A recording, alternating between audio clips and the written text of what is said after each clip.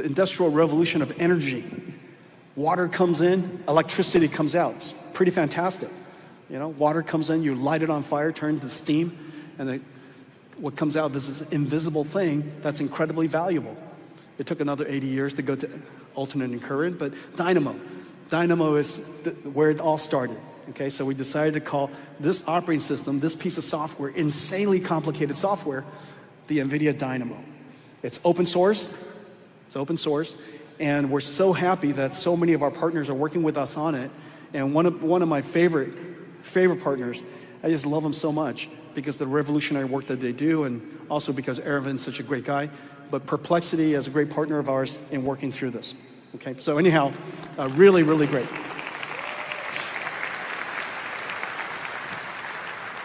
Okay, so now we're going to have to wait until we scale up all these infrastructure, but in the meantime, we've done a whole bunch of very in-depth simulation.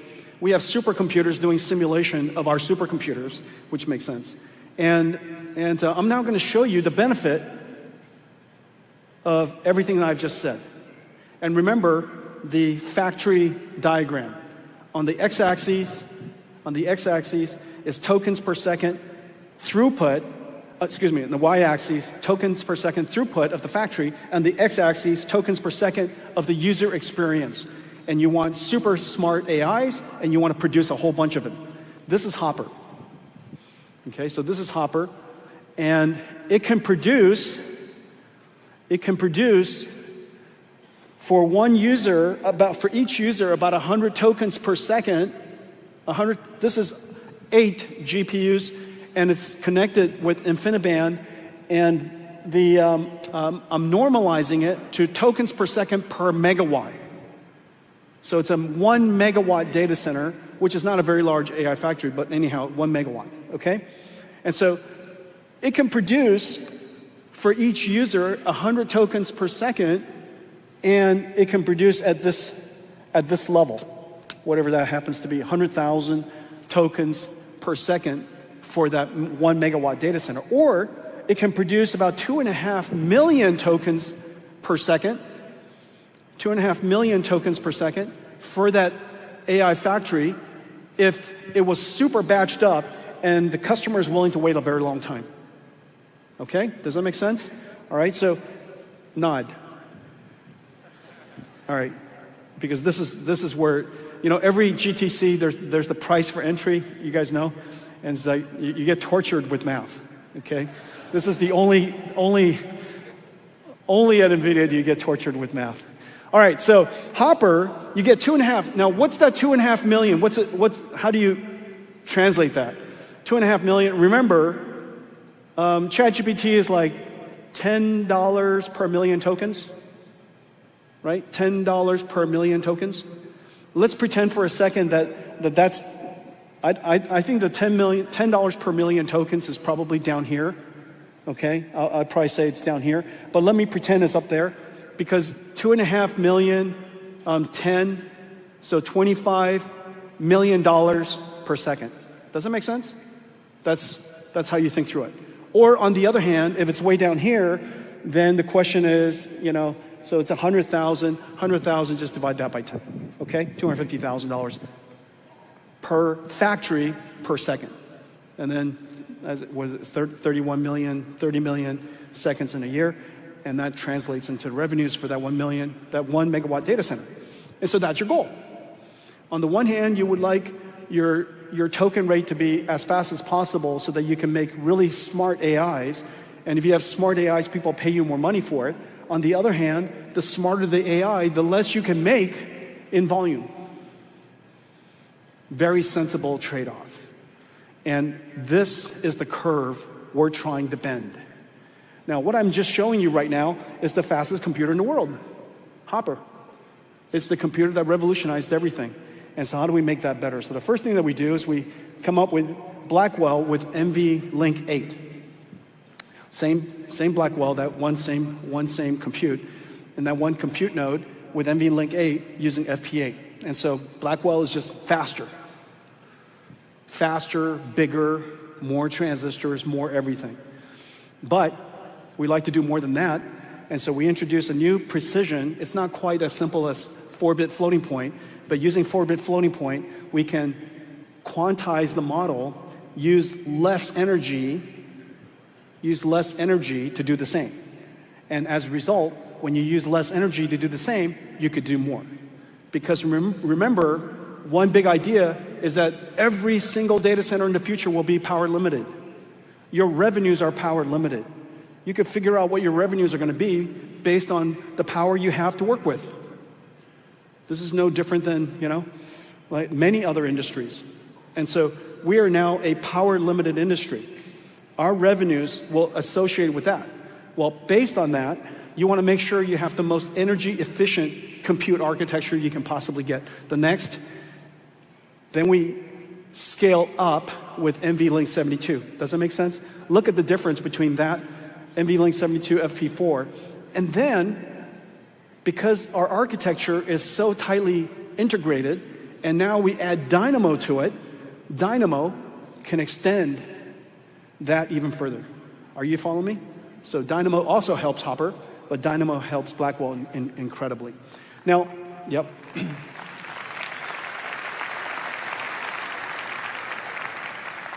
Only at GTC do you get an applause for that. And so now notice what I put, those two shiny parts, that's kind of where your max Q is. That's likely where you'll run your factory operations. You're trying to find that balance between maximum throughput and maximum quality of AI. Smartest AI, the most of it. Those two, that XY intercept is really what you're optimizing for. And that's what it looks like if you look underneath those two squares. Blackwell is way, way better than Hopper. And remember, this is not ISO chips. This is ISO power. This is ultimate Moore's Law. This is what Moore's Law was always about in the past. And now here we are, 25x in one generation as ISO power. This is not ISO chips, it's not ISO transistors, it's not ISO anything. ISO power, the ultimate limiter. There's only so much energy we can get into a data center. And so within ISO power, Blackwell is 25 times. Now here's that rainbow. That's incredible.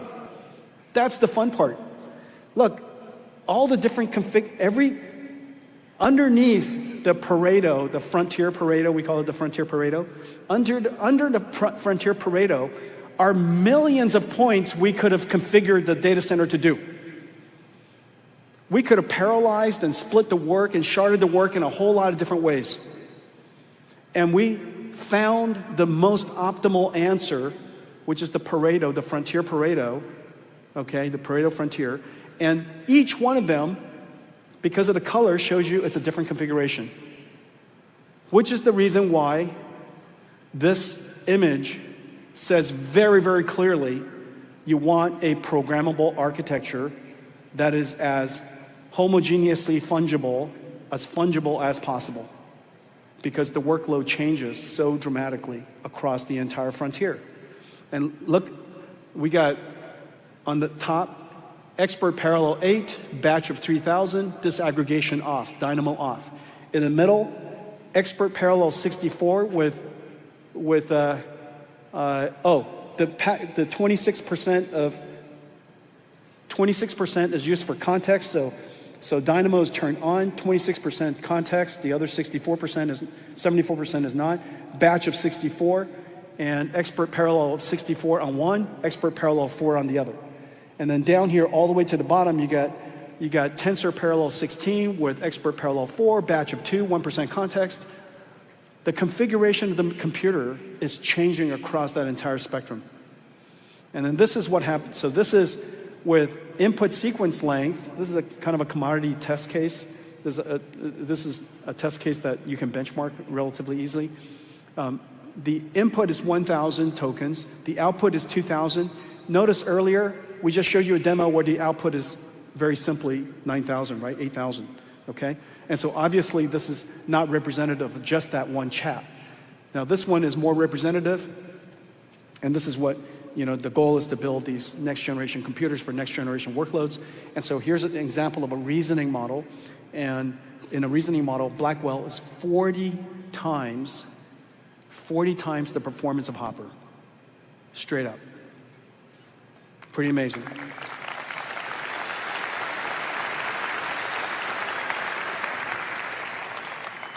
You know, I've said before, somebody actually asked, you know, why would I say that? But I said before that when Blackwell starts shipping in volume, you couldn't give Hoppers away. And this is what I mean. And this makes sense. If you're still looking to buy a Hopper, don't be afraid. It's okay. But I'm the chief revenue destroyer. My sales guys are going, oh no, don't say that. There are circumstances where Hopper is fine.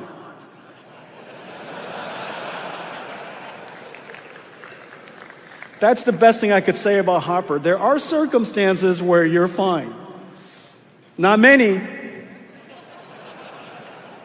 If I had to take a swing. And so that's kind of my point. When the technology is moving this fast, and because the workload is so intense and you're building these things, they're factories, we really like you to invest in the right versions.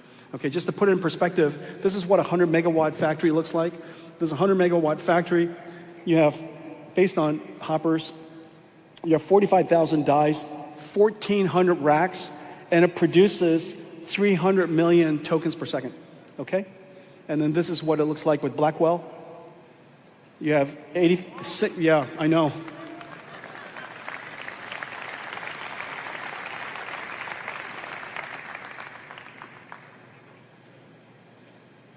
That doesn't make any sense. Okay, so we're not trying to sell you less. Okay, our sales guys are going, Jensen, you're selling them less. This is better. Okay, and so anyways, the more you buy, the more you save.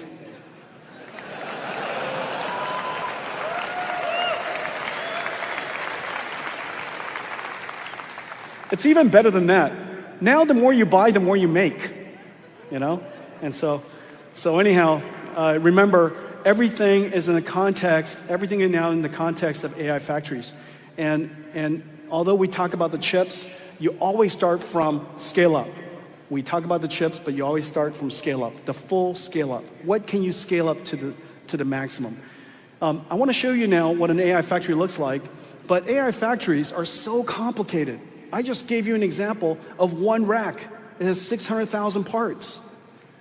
You know, it's 3,000 pounds. Now, you've got to take that and connect it with a whole bunch of others. And so we are starting to build what we call the digital twin of every data center. Before you build a data center, you have to build a digital twin. Let's take a look at this. This is just incredibly beautiful.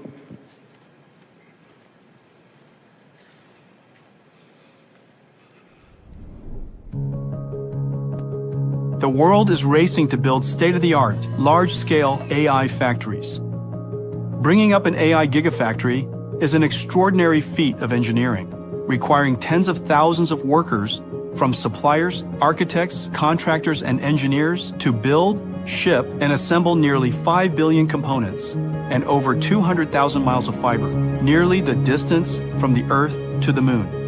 The NVIDIA Omniverse blueprint for AI factory digital twins enables us to design and optimize these AI factories long before physical construction starts. Here, NVIDIA engineers use the blueprint to plan a 1 gigawatt AI factory, integrating 3D and layout data of the latest NVIDIA DGX SuperPods and advanced power and cooling systems from Vertiv and Schneider Electric, and optimized topology from NVIDIA Air, a framework for simulating network logic, layout, and protocols.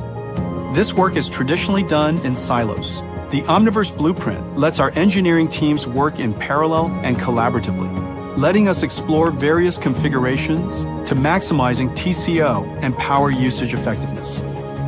NVIDIA uses Cadence Reality Digital Twin, accelerated by CUDA and Omniverse libraries, to simulate air and liquid cooling systems. And Schneider Electric with ETAP, an application to simulate power block efficiency and reliability.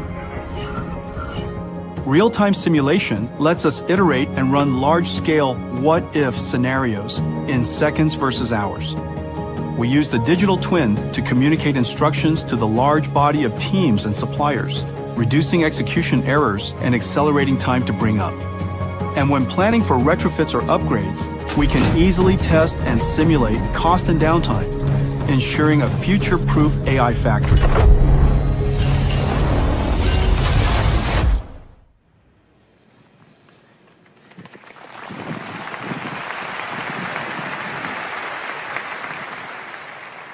This is the first time anybody who builds data centers says, oh, that's so beautiful. All right, I got a race here because turns out I got a lot to tell you.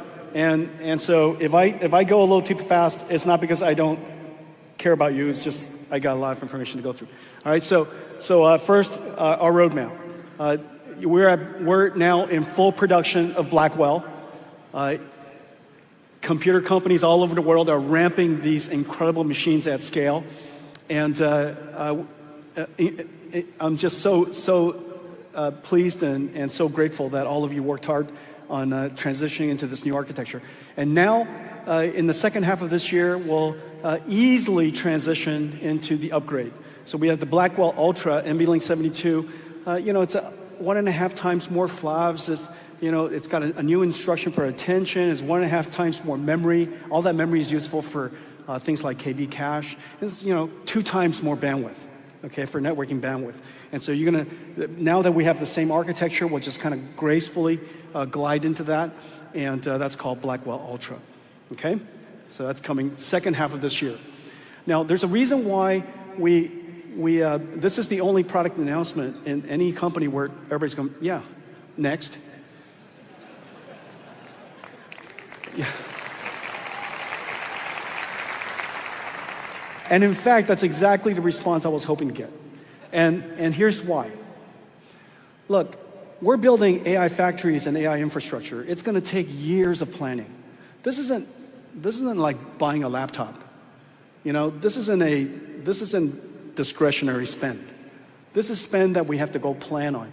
And so we have to plan on having, of course, the land and the power, and we have to get our CapEx ready, and we get engineering teams, and we have to lay it out a couple, 2-3 years in advance, which is the reason why I show you our roadmap a couple, 2-3 years in advance, so that we don't surprise you in May. Hi, in another month we're going to go to this incredible new system. I'll show you an example in a second. And so we plan this out in multiple years. The next click, 1 year out, is named after an astronomer, and her grandkids are here. Her name is Vera Rubin. She discovered dark matter. Okay, yep.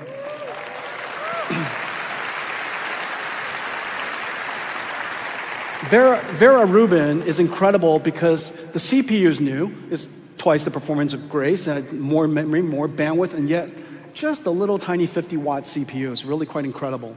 Okay, and Rubin, brand new GPU, CX9, brand new networking smart NIC, NVLink 6, brand new NVLink, brand new memories, HBM4. Basically, everything is brand new except for the chassis. And this way, we could take a whole lot of risk in one direction and not risk a whole bunch of other things related to the infrastructure. And so Vera Rubin, NVLink 144, is the second half of next year. Now, one of the things that I made a mistake on, and so I just need you to make this pivot. We're going to do this one time. Blackwell is really 2 GPUs in one Blackwell chip. We call that one chip a GPU, and that was wrong. And the reason for that is it screws up all the NVLink nomenclature and things like that. So going forward, without going back to Blackwell to fix it, going forward, when I say NVLink 144, it just means that it's connected to 144 GPUs. And each one of those GPUs is a GPU die, and it could be assembled in some package. How it's assembled could change from time to time, okay? And so each GPU die is a GPU. Each NVLink is connected to the GPU. And so Vera Rubin, NVLink 144. And then this now sets the stage for the second half of the year The following year, we call Rubin Ultra. Okay, so Vera Rubin Ultra. I know. This one is where you go, all right, so this is Vera Rubin Ultra, second half of 27. It's NVLink 576, extreme scale up. Each rack is 600 kilowatts, 2.5 million parts, okay? And obviously a whole lot of GPUs. And everything is X factored more. So 14 times more flops, 15 exaflops. Instead of 1 exaflop, as I mentioned earlier, is now 15 exaflops, scaled up exaflops, okay? And it's 4.6 petabytes, so 4,600 terabytes per second scale up bandwidth. I don't mean aggregate, I mean scale up bandwidth. And of course, a brand new NVLink switch and CX9, okay? And so notice 16 sites, 4 GPUs in one package, extremely large NVLink. Now just put that in perspective. This is what it looks like, okay? Now this is going to be fun. So you are just literally ramping up Grace Blackwell at the moment, and I don't mean to make it look like a laptop, but here we go. Okay, so this is what Grace Blackwell looks like, and this is what Rubin looks like. ISO dimension. And so this is another way of saying, before you scale out, you have to scale up. Does that make sense? Before you scale out, you scale up. And then after that, you scale out with amazing technology that I'll show you in just a second. All right, so first you scale up, and then now that gives you a sense of the pace at which we're moving. This is the amount of scale up flops. This is scale up flops. Hopper is 1x, Blackwell is 68x, Rubin is 900x. Scale up flops. And then if I turn it into essentially your TCO, which is power on top, power per, and the underneath is the area underneath the curve that I was talking to you about, the square underneath the curve, which is basically flops times bandwidth, okay? So the way you think about a very easy gut check on whether your AI factories are making progress is watts divided by those numbers. And you can see that Rubin is going to drive the cost down tremendously, okay? So that's very quickly NVIDIA's roadmap.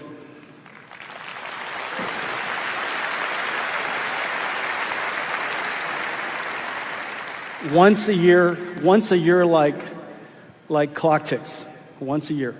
Okay, how do we scale up? Well, we were preparing to scale out. That was scale up, was NVLink. Our scale out network is InfiniBand and Spectrum-X. Most were quite surprised that we came into the Ethernet world. And the reason why we decided to do Ethernet is if we could help Ethernet become like InfiniBand, have the qualities of InfiniBand, then the network itself would be a lot easier for everybody to use and manage. And so we decided to invest in Spectrum. We call it Spectrum-X, and we brought to it the properties of congestion control and very low latency and a mountain of software that's part of our computing fabric. And as a result, we made Spectrum-X incredibly high performant. We scaled up the largest single GPU cluster ever as one giant cluster with Spectrum-X, right? And that was Colossus. And so there are many other examples of it. Spectrum-X is unquestionably a huge home run for us. One of the areas that I'm very excited about is the largest enterprise networking company to take Spectrum-X and integrate it into their product line so that they could help the world's enterprises become AI companies.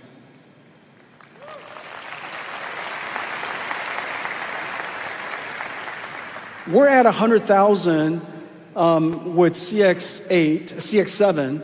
Now CX8's coming, CX9's coming, and during Rubin's time frame, we would like to scale out the number of GPUs to many hundreds of thousands.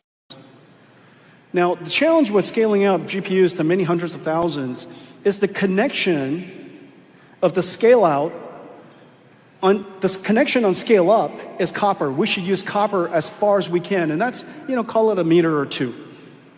And that's incredibly good connectivity, very high reliability, very good energy efficiency, very low cost. And so we use copper as much as we can on scale up, but on scale out, where the data centers are now the size of the stadium, we're going to need something much long distance running. And that's where silicon photonics comes in. The challenge of silicon photonics has been that the transceivers consume a lot of energy.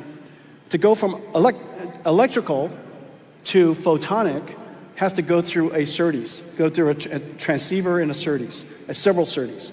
And so each one of these, am I alone? Is anybody? What happened to my networking guys? Can I have this up here? Yeah, let's bring it up so I can show people what I'm talking about. Okay, so first of all, we're announcing NVIDIA's first co-packaged option silicon photonic system. It is the world's first 1.6 terabit per second CPO. It is based on a technology called micro-ring resonator modulator, and it is completely built with this incredible process technology at TSMC that we've been working with for some time. And we partnered with just a giant ecosystem of technology providers to invent what I'm about to show you. This is really crazy technology, crazy technology. Now, the reason why we decided to invest in MRM is so that we could prepare ourselves using MRM's incredible density and power, better density and power compared to Mach Zehnder, which is used for telecommunications when you drive from one data center to another data center in telecommunications, or even in the transceivers that we use Mach Zehnder, because the density requirement is not very high until now. And so if you look at these transceivers, this is an example of a transceiver.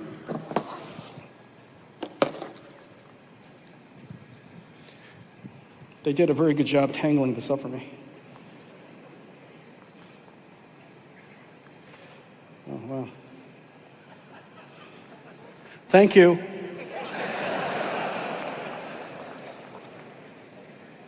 Oh, mother of God. Okay. This is where you got to turn reasoning on.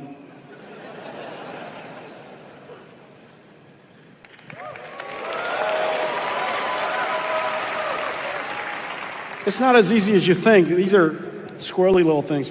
All right, so this one right here, this is 30 watts, just so keep you remember, this is 30 watts. And if you buy it in high volume, it's $1,000. This is a plug. On this side is electrical. On this side is optical. Okay, so optics come in through the yellow. You plug this into a switch. It's electrical on this side. There's transceivers, lasers, and it's a technology called Mach Zehnder, and incredible. And so we use this to go from the GPU to the switch to the next switch, and then the next switch down, and the next switch down to the GPU, for example. And so each one of these, if we had 100,000 GPUs, we would have 100,000 of this side, and then another, 100,000, which connects the switch to the switch, and then on the other side, I'll attribute that to the other NIC. If we had 250,000, we'll add another layer of switches, and so each GPU, every GPU, 250,000, every GPU would have 6 transceivers. Every GPU would have 6 of these plugs, and these 6 plugs would add 180 watts per GPU, 180 watts per GPU, and $6,000 per GPU, okay? And so the question is, how do we scale up now to millions of GPUs? Because if we had 1 million GPUs, multiplied by 6, right, it would be 6 million transceivers times 30 watts, 180 megawatts of transceivers. They didn't do any math, they just moved signals around. And so the question is, how could we afford, and as I mentioned earlier, energy is our most important commodity. Everything is related ultimately to energy. So this is going to limit our revenues, our customers' revenues, by subtracting out 180 megawatts of power. And so this is the amazing thing that we did. We invented the world's first MRM micromirror, and this is what it looks like. There's a little waveguide. You see that on that waveguide goes to a ring. That ring resonates, and it controls the amount of reflectivity of the waveguide as it goes around, and it limits and modulates the energy, the amount of light that goes through. And it shuts it off by absorbing it or pass it on. Okay, it turns the light, this direct continuous laser beam, into ones and zeros. And that's the miracle.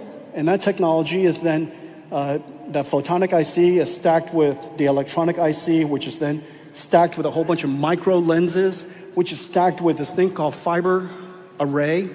These things are all manufactured using this technology at TSMC called, they call it COUPE, and packaged using a 3D CoWoS technology, working with all of these technology providers, a whole bunch of them, the names I just showed you earlier, and it turns it into this incredible machine.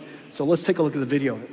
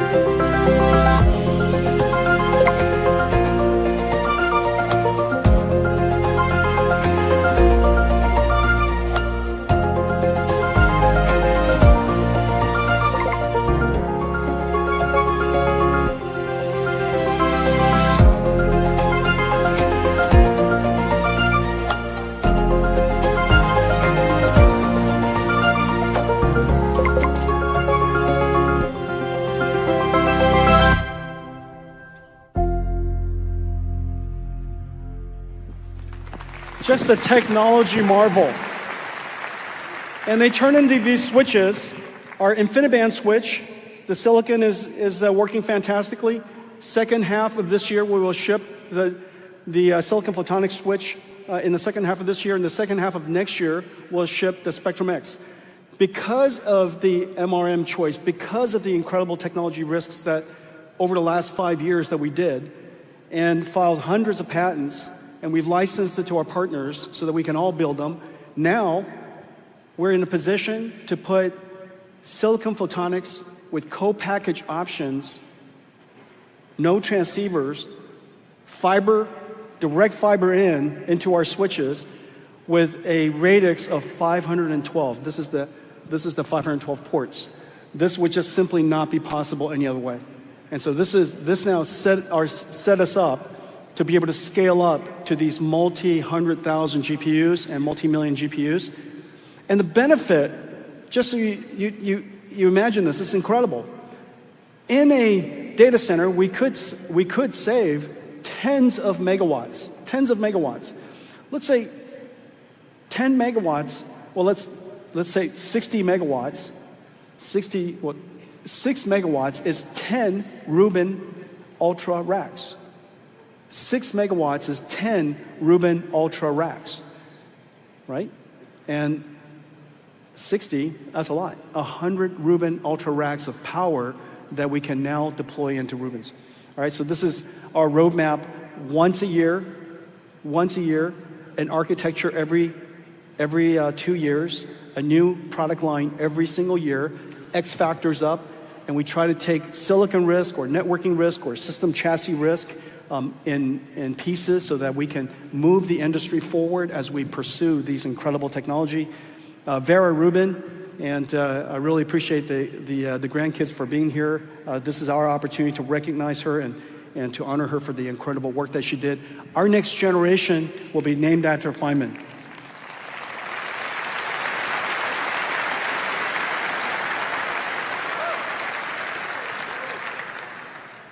Okay, NVIDIA's roadmap.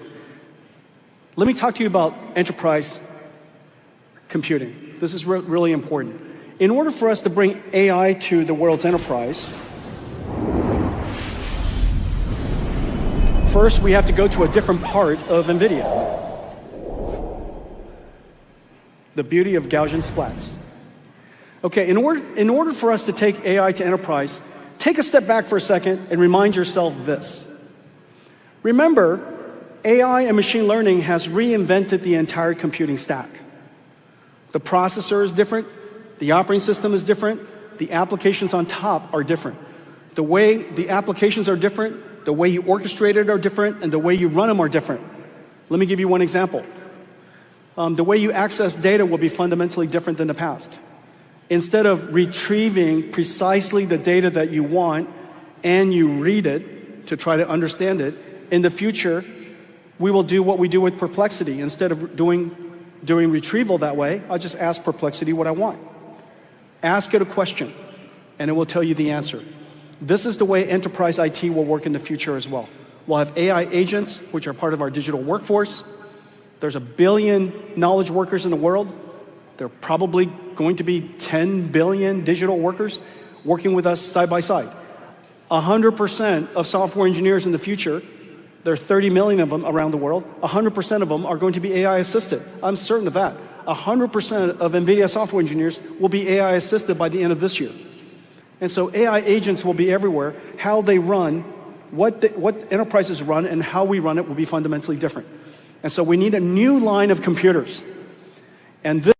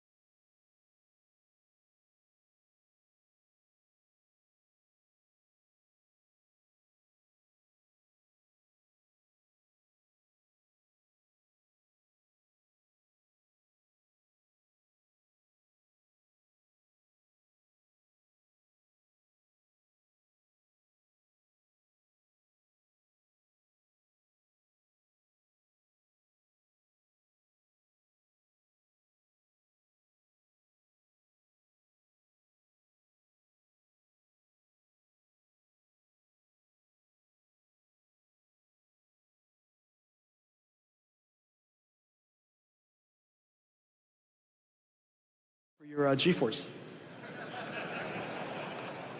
Okay, so this is called DGX Station.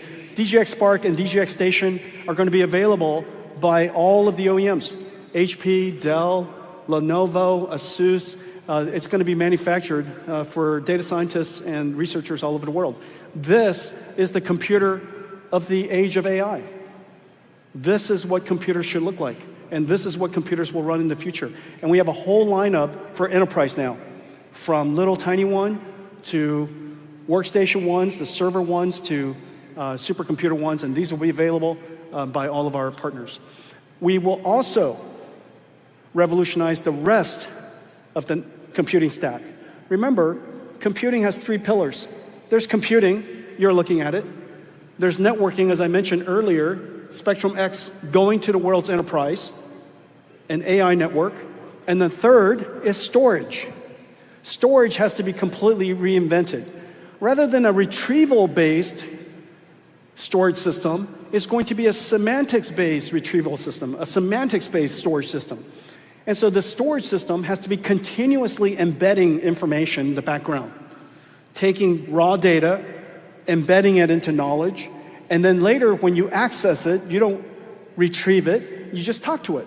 You ask it questions, you give it problems. And one of the examples, I wish we had a video of it, but Aaron at Box even put one up in the cloud, worked with us to put it up in the cloud. And it's basically, a super smart storage system. And in the future, you're going to have something like that in every single enterprise. That is the enterprise storage of the future. And we're working with the entire storage industry, really fantastic partners, DDN and Dell and HP Enterprise and Hitachi and IBM and NetApp and Nutanix and Pure Storage and Vast and Weka. Basically, the entire world storage industry will be offering this stack. For the very first time, your storage system will be GPU accelerated.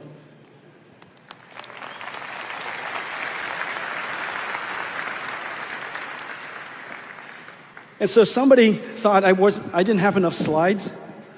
And so Michael thought I didn't have enough slides. So he said, Jensen, just in case you don't have enough slides, can I just put this in there?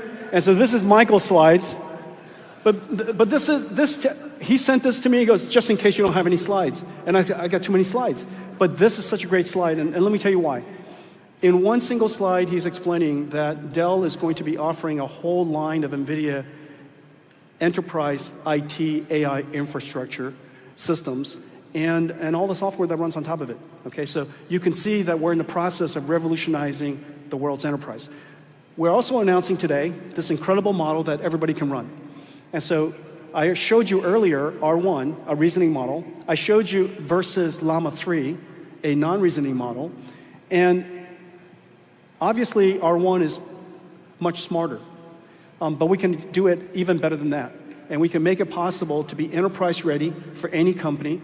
And it's now completely open source. It's part of our system we call NIMS. And you can download it. You can run it anywhere. You can run it on DGX Spark. You can run it on DGX Station. You can run it on any of the servers that the OEMs make. You can run it in the cloud. You can integrate it into any of your agentic AI frameworks. And we're working with companies all over the world, and I'm going to flip through these, so watch very carefully. I've got some great partners in the audience I want to recognize. Accenture, Julie Sweet and her team are building their AI factory and their AI framework. Amdocs, the world's largest telecommunications software company. AT&T, John Stankey and his team building an AT&T AI system, agentic system. Larry Fink and BlackRock team building theirs. Anirudh. In the future, not only will we hire ASIC designers, we're going to hire a whole bunch of digital ASIC designers from Anirudh Cadence that will help us design our chips.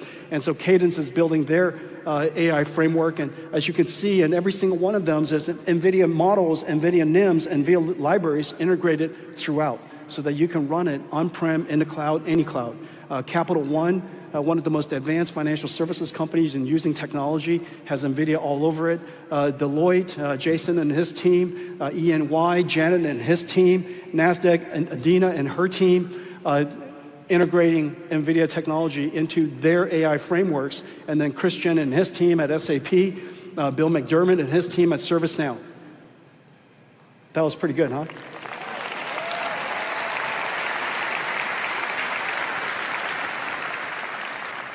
First, this is one of those keynotes where the first slide took 30 minutes, and then all the other slides took 30 minutes, all right? So next, let's go somewhere else. Let's go talk about robotics, shall we? Let's talk about robots. Well, the time has come for robots.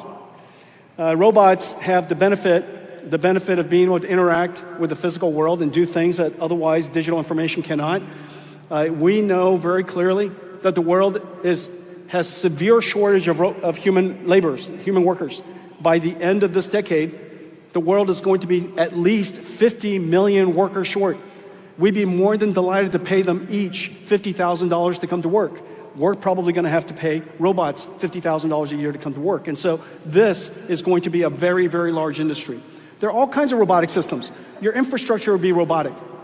Billions of cameras in warehouses and factories, 10, 20 million factories around the world. Every car is already a robot, as I mentioned earlier, and then now we're building general robots. Let me show you how we're doing that.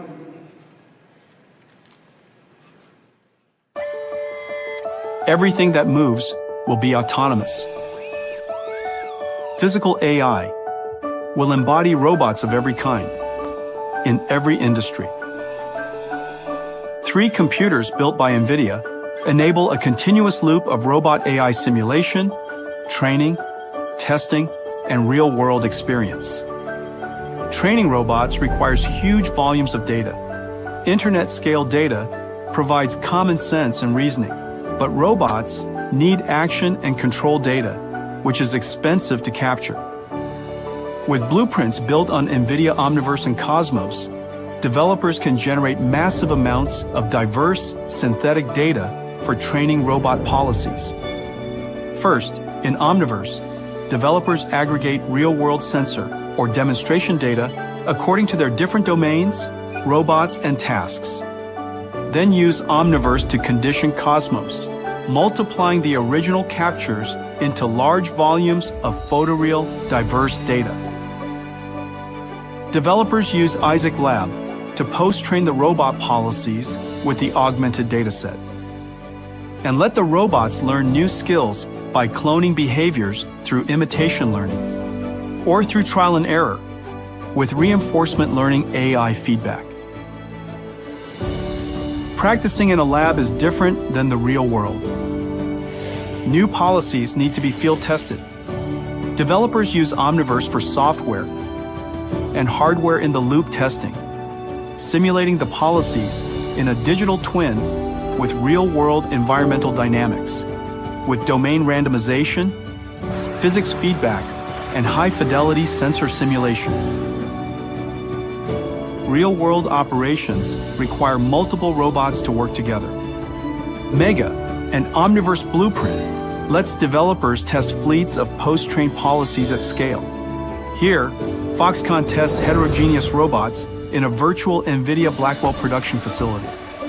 As the robot brains execute their missions, they perceive the results of their actions through sensor simulation, then plan their next action. Mega lets developers test many robot policies, enabling the robots to work as a system, whether for spatial reasoning, navigation, mobility, or dexterity. Amazing things are born in simulation. Today, we're introducing NVIDIA Isaac GR00T N1. GR00T N1 is a general model for humanoid robots. It's built on the foundations of synthetic data generation and learning in GR00T N1 features a dual system architecture for thinking fast and slow, inspired by principles of human cognitive processing. The slow thinking system lets the robot perceive and reason about its environment and instructions, and plan the right actions to take. The fast thinking system translates the plan into precise and continuous robot actions. GR00T N1's generalization lets robots manipulate common objects with ease and execute multi-step sequences.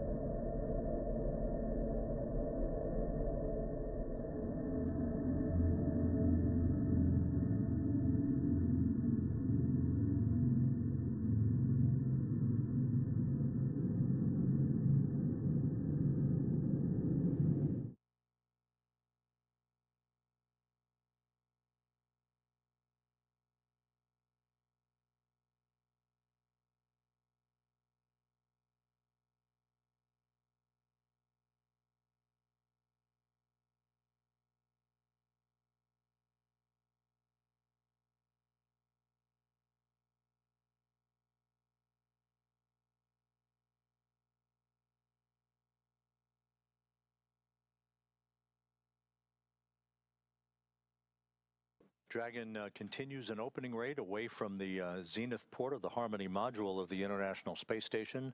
Undocking occurring just about 5 minutes ago at 12:05 a.m. Central Time, 1:05 a.m. Eastern Time. Now, coming up here in the next minute or so will be the spacecraft's exit from what is called the keep-out sphere. That is the first imaginary line between the space station and the departure corridor for the Dragon itself. That will be followed by Dragon maneuvering to a Sun communications pointing orientation and to enable better communications between the tracking and data relay satellite system and Dragon's communications capability itself. The approach ellipsoid exit, that basically is the end of integrated operations, where Dragon will cross that imaginary line to move beyond the neighborhood of the station, as it were, is scheduled about 14 minutes from now.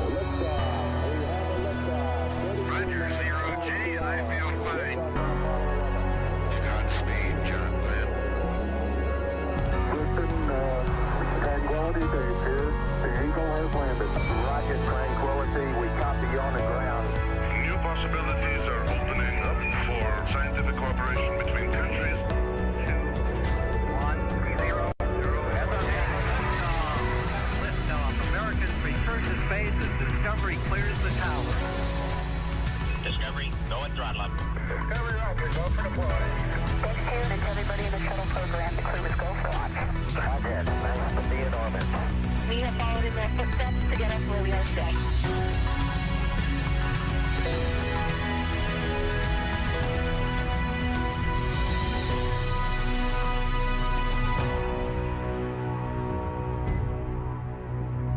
Good afternoon and welcome to our live coverage of the NASA SpaceX Crew 9 mission as it returns to Earth. Dragon Freedom departed the International Space Station at 1:05 a.m. Eastern.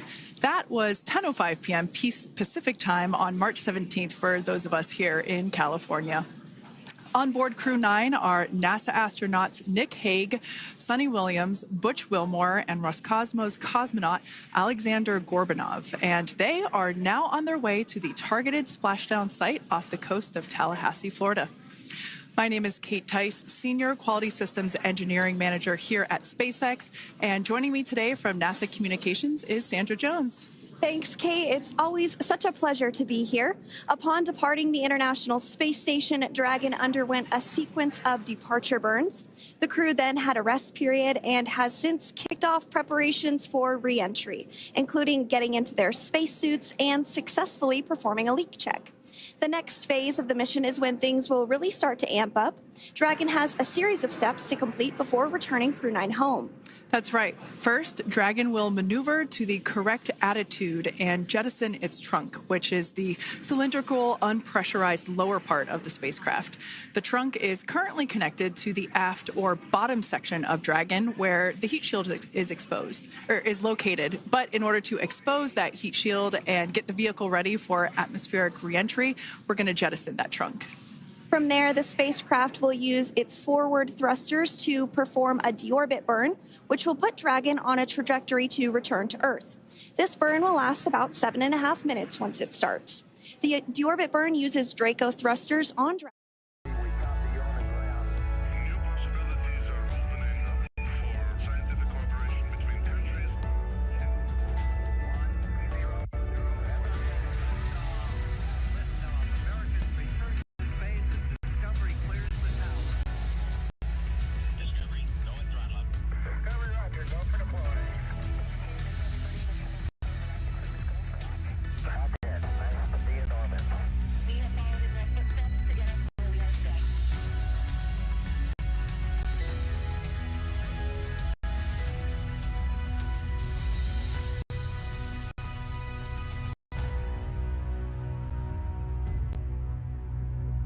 Good afternoon and welcome to our live coverage of the NASA SpaceX Crew 9 mission as it returns to Earth. Dragon Freedom departed the International Space Station at 1:05 a.m. Eastern. That was 10:05 p.m. Pacific time on March 17th for those of us here in California. On board Crew 9 are NASA astronauts Nick Hague, Sonny Williams, Butch Wilmore, and Roscosmos cosmonaut Alexander Gorbanov, and they are now on their way to the targeted splashdown site off the coast of Tallahassee, Florida. My name is Kate Tice, and Alexander Gorbanov arrived in the Crew 9 spacecraft in September, having arrived as the crew flight test crew for Starliner, who arrived just a few days ago. For return operations such as this, NASA and SpaceX closely coordinate with the United States Coast Guard to establish a safety zone to ensure public safety and for the safety of those involved in the recovery operations, as well as the crew on board the returning spacecraft. Multiple notices are issued to mariners in advance of and during recovery operations, and Coast Guard patrol boats are deployed to discourage boaters from entering the splashdown zones. Now, we do want to stress to the public the need to respect this safety zone.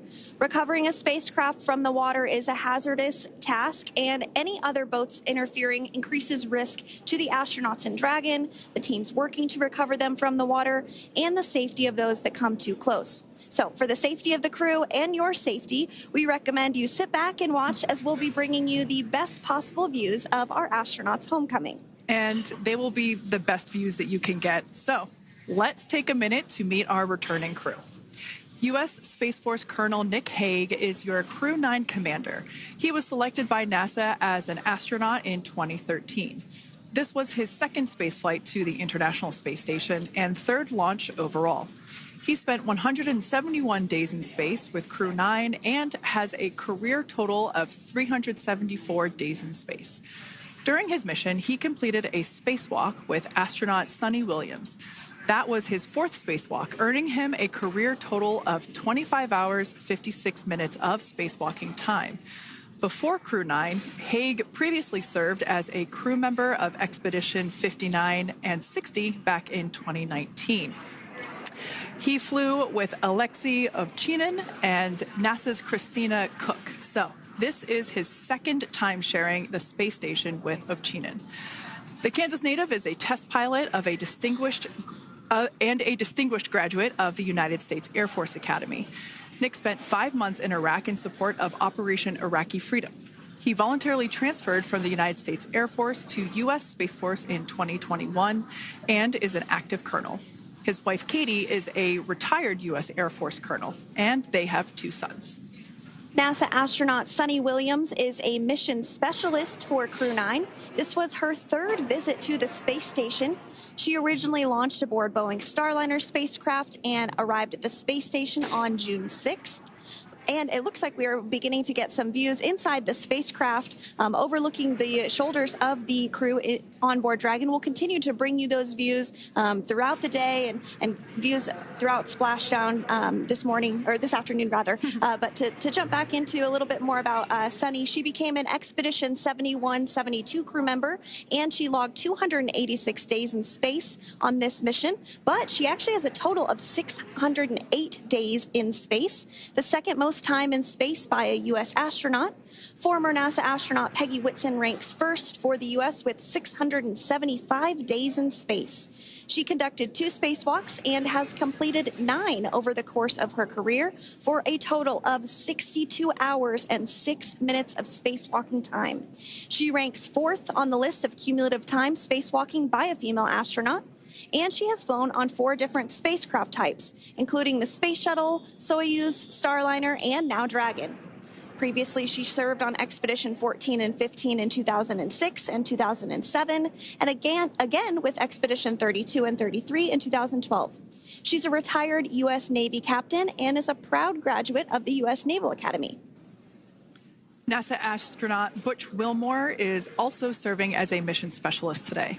This is his 3rd spaceflight and, just like Suni, logged 286 days in space. He conducted 1 spacewalk and completed 5 over the course of his career, earning him a total spacewalking time of 21 hours, 2 minutes. He's flown on 4 different spacecraft types throughout his career: the Space Shuttle, Soyuz, Starliner, and now Dragon. Previously, the Mount Juliet, Tennessee native served on STS-129 in 2009 and Expedition 41 and 42 from 2014 to 2015. Wilmore is also retired, a retired captain in the U.S. Navy. And Alexander Gorbanov is a 3rd mission specialist serving on today's mission.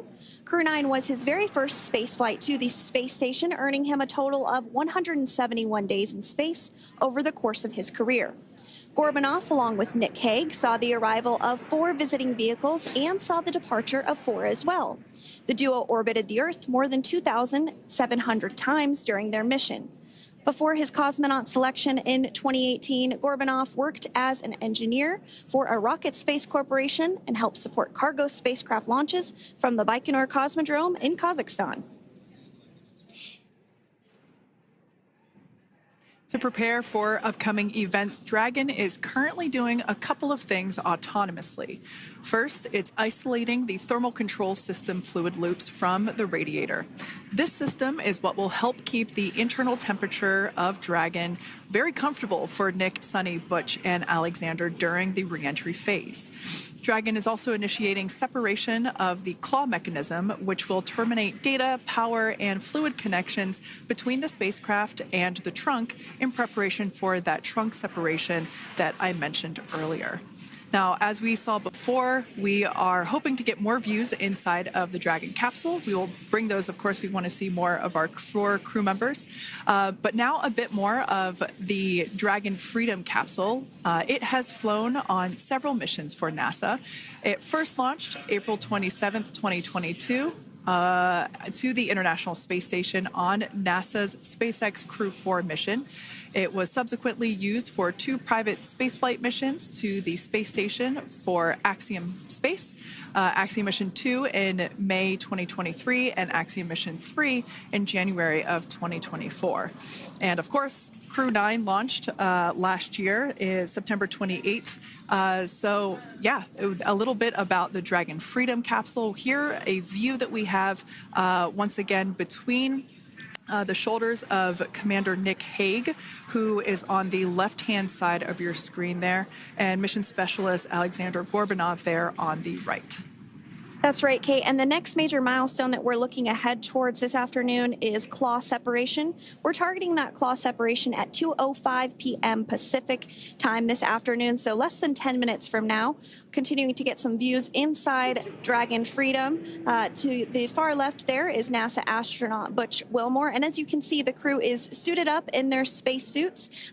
They are suited up in what we call dynamic phases of flight. So when they launch, when they dock, when they undock, when they return back for splashdown. We might hear some call outs on the loops about putting their visors down. That will happen just prior to deorbit burn. And you'll hear us pause when some of those communications happen. That's because we want to make sure that we are relaying the best information to you all, and so that you hear it as well.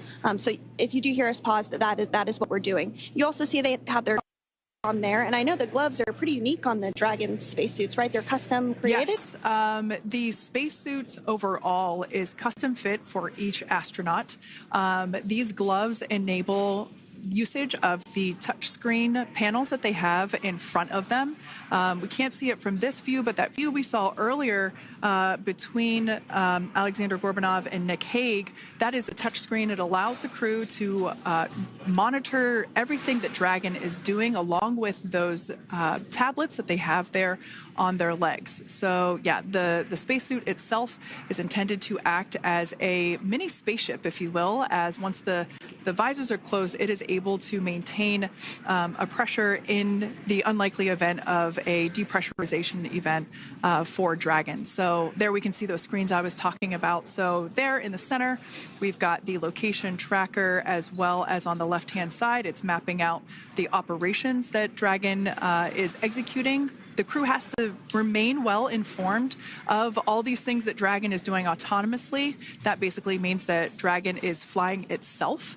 The crew has the ability to gain control of the capsule if necessary, but the capsule is essentially going to bring itself home. But of course, in order to be familiar with Freedom, SpaceX, deorbit sequence start in 5 minutes.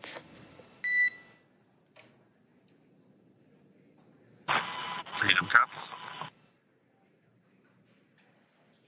And so we did hear that call out for the deorbit sequence start to begin here in 5 minutes. That call from the ground came from the core, or Crew Operations Resource Engineer here in Hawthorne, Mission Control just behind us. And that went up to Commander Nick Hague. He's going to be doing the majority of the communications during the flight downhill today through Splashdown, and they'll be communicating with the core all along the way. Now, we did mention that they are flying on Crew Dragon Freedom. The naming of spacecraft has gone all the way back to the very beginning of this human spaceflight program. This is a nod to Alan Shepard naming his spacecraft Freedom 7 during the Mercury program. And so the crew that first flew up on Freedom a few years ago had the opportunity to name this Dragon, and they named it Freedom. That was Crew 4 that was the first flyers on this spacecraft. It's also flown for Axiom Mission 2 and 3, and then, of course, today for Crew 9 as well. Yeah, actually, fun fact about this particular capsule, of those 4 missions that Sandra just mentioned, we have seen daytime splashdowns for 2 of those. Today will mark the third of the third daytime splashdown. So there's something lucky about this particular capsule that gets daytime splashdowns. Nighttime is great because we can see even more clearly the capsule streaking through, but I personally love the daylight views because we really get even better views of the recovery team operations during that phase of the mission. Yes, absolutely. And if you follow along with our missions, you'll know that sometimes weather is a watch item when it comes to undocking and splashdown. We do splashdown in the water, so we want to ensure that parameters like wave heights and wind speeds and precipitation, lightning, all of that is looking good for the crew and the safety of those recovery personnel. And today the weather is just pristine. We got off of space station on the very first attempt. So I'm joking around and saying that it was because it was St. Patrick's Day and we got really lucky with the weather. I wouldn't disagree with that. Speaking of weather, we will be hearing from CORE probably around 2:20-ish. Typically, before we enter the period of loss of signal, or LOS, we will hear an entry briefing from the CORE, the Crew Operations Resource Engineer, and they will deliver important information like updated anticipated splashdown and loss of signal times to the crew, as well as the wave height and wind speed. So we'll be standing by to listen in on those. Like I said, that will happen shortly after. Typically after trunk separation. I can't quite remember if it's before or after deorbit burn. It must be before. But in any case, we'll be hearing all of that coming from CORE. In fact, that individual is seated there in the room on your screen. That is SpaceX Mission Control in Hawthorne, California. That room is located just over our shoulders, and that is where Dragon operators are standing by on console, monitoring the progress of Dragon as it continues its way home.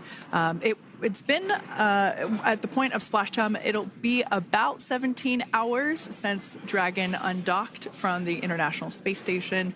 The team there in mission control, there are multiple teams, in fact, and they cycle through shifts to ensure that everybody gets the required rest and sleep periods, just like the astronauts on board. And that Crew Operations and Resource Engineer is seated there in the room, and that, like Sandra said, is the primary voice that we will be hearing communicate from the SpaceX team to the crew on board. That's right. And so it looks like we're about 3 minutes or so from the claw separation portion of today's flight. The claw is a portion on the spacecraft that holds the trunk to Dragon. Following claw separation, we're going to jettison or remove that trunk because it's no longer needed. The trunk has solar arrays on it that provides power to the Dragon spacecraft. But now that we're beginning the reentry process, we need to go ahead and jettison that trunk and able to expose the heat shield, which is really going to do the heavy lifting as Crew 9 re-enters the Earth's atmosphere. They come in at 17,500 miles per hour, so they really need to ensure that that heat shield absorbs that heat, and there's... Deorbit sequence start.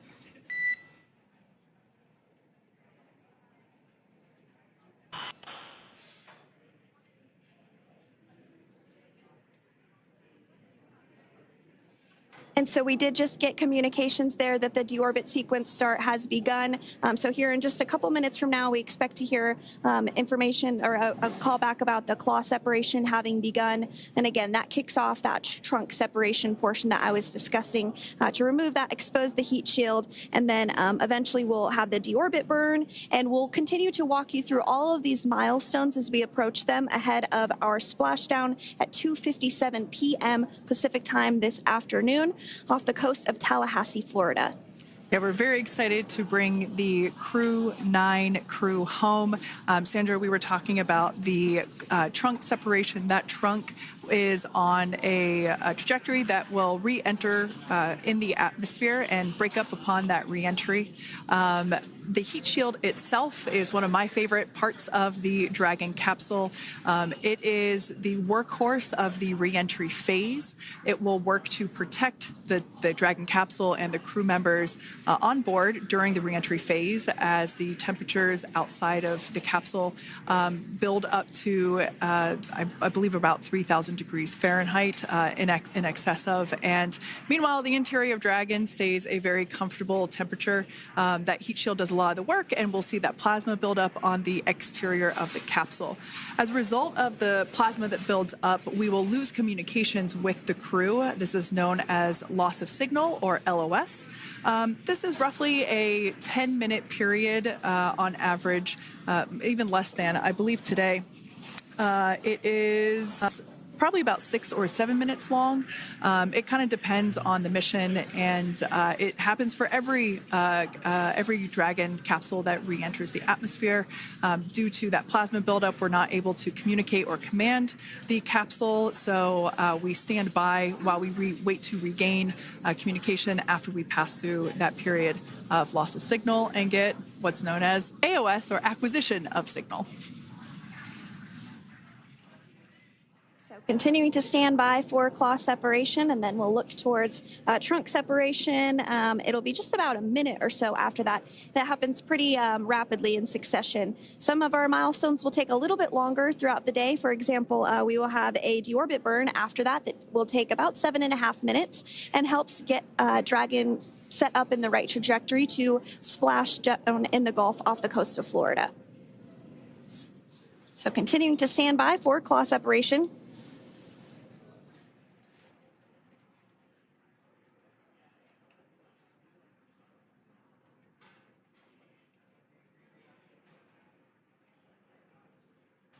That connects the telemetry and power between the Dragon capsule and the trunk. In order to expose the heat shield underneath Dragon, we had to jettison that trunk, and so we just got confirmation that that has happened. So that is great news. Basically means that telemetry is looking good and that the nitrox system is primed for cabin and suit cooling, and the heat shield, like I said, is now exposed and ready for atmospheric re-entry. The trunk served its purpose by gathering energy from the sun through its solar cells and converting that to battery power. Since we separated the trunk, we can't generate any more new power, but we really don't need to since we're coming home and Dragon has enough battery power already stored. Now, up next, the final steps that Dragon will perform prior to re-entry: the slew, or the maneuver to deorbit burn attitude, and then the deorbit burn itself. This deorbit burn is the last time that the forward Dracos, which are the 4 thrusters located on top of the spacecraft under the nose cone, it's the last time that they will ignite. The deorbit burn will place Dragon on a precise trajectory to return to the splashdown zone off the coast of Florida, off the coast of Tallahassee, Florida, and that will last about 7.5 minutes once it starts. And so deorbit burn is targeted for 2:11 p.m. Central Time, so about 2 minutes from now. As we mentioned, it's going to last about 7.5 minutes, again, helping to get Dragon into the precise trajectory to ensure that splashdown occurs in the area that was calculated and where the recovery team is already in place, ready to support splashdown operations today. The recovery vessel Megan is the ship that is going to be utilized today, and we also have what is called fast boats that go out first to check the spacecraft and make sure everything is looking good before the recovery vessel Megan approaches. So that whole recovery process takes about an hour, I would say, from the time the crew splashes down to the time they're on the boat and the crew gets out of the capsule. And we'll continue to bring you live coverage through every step of the way today as Crew 9 returns home.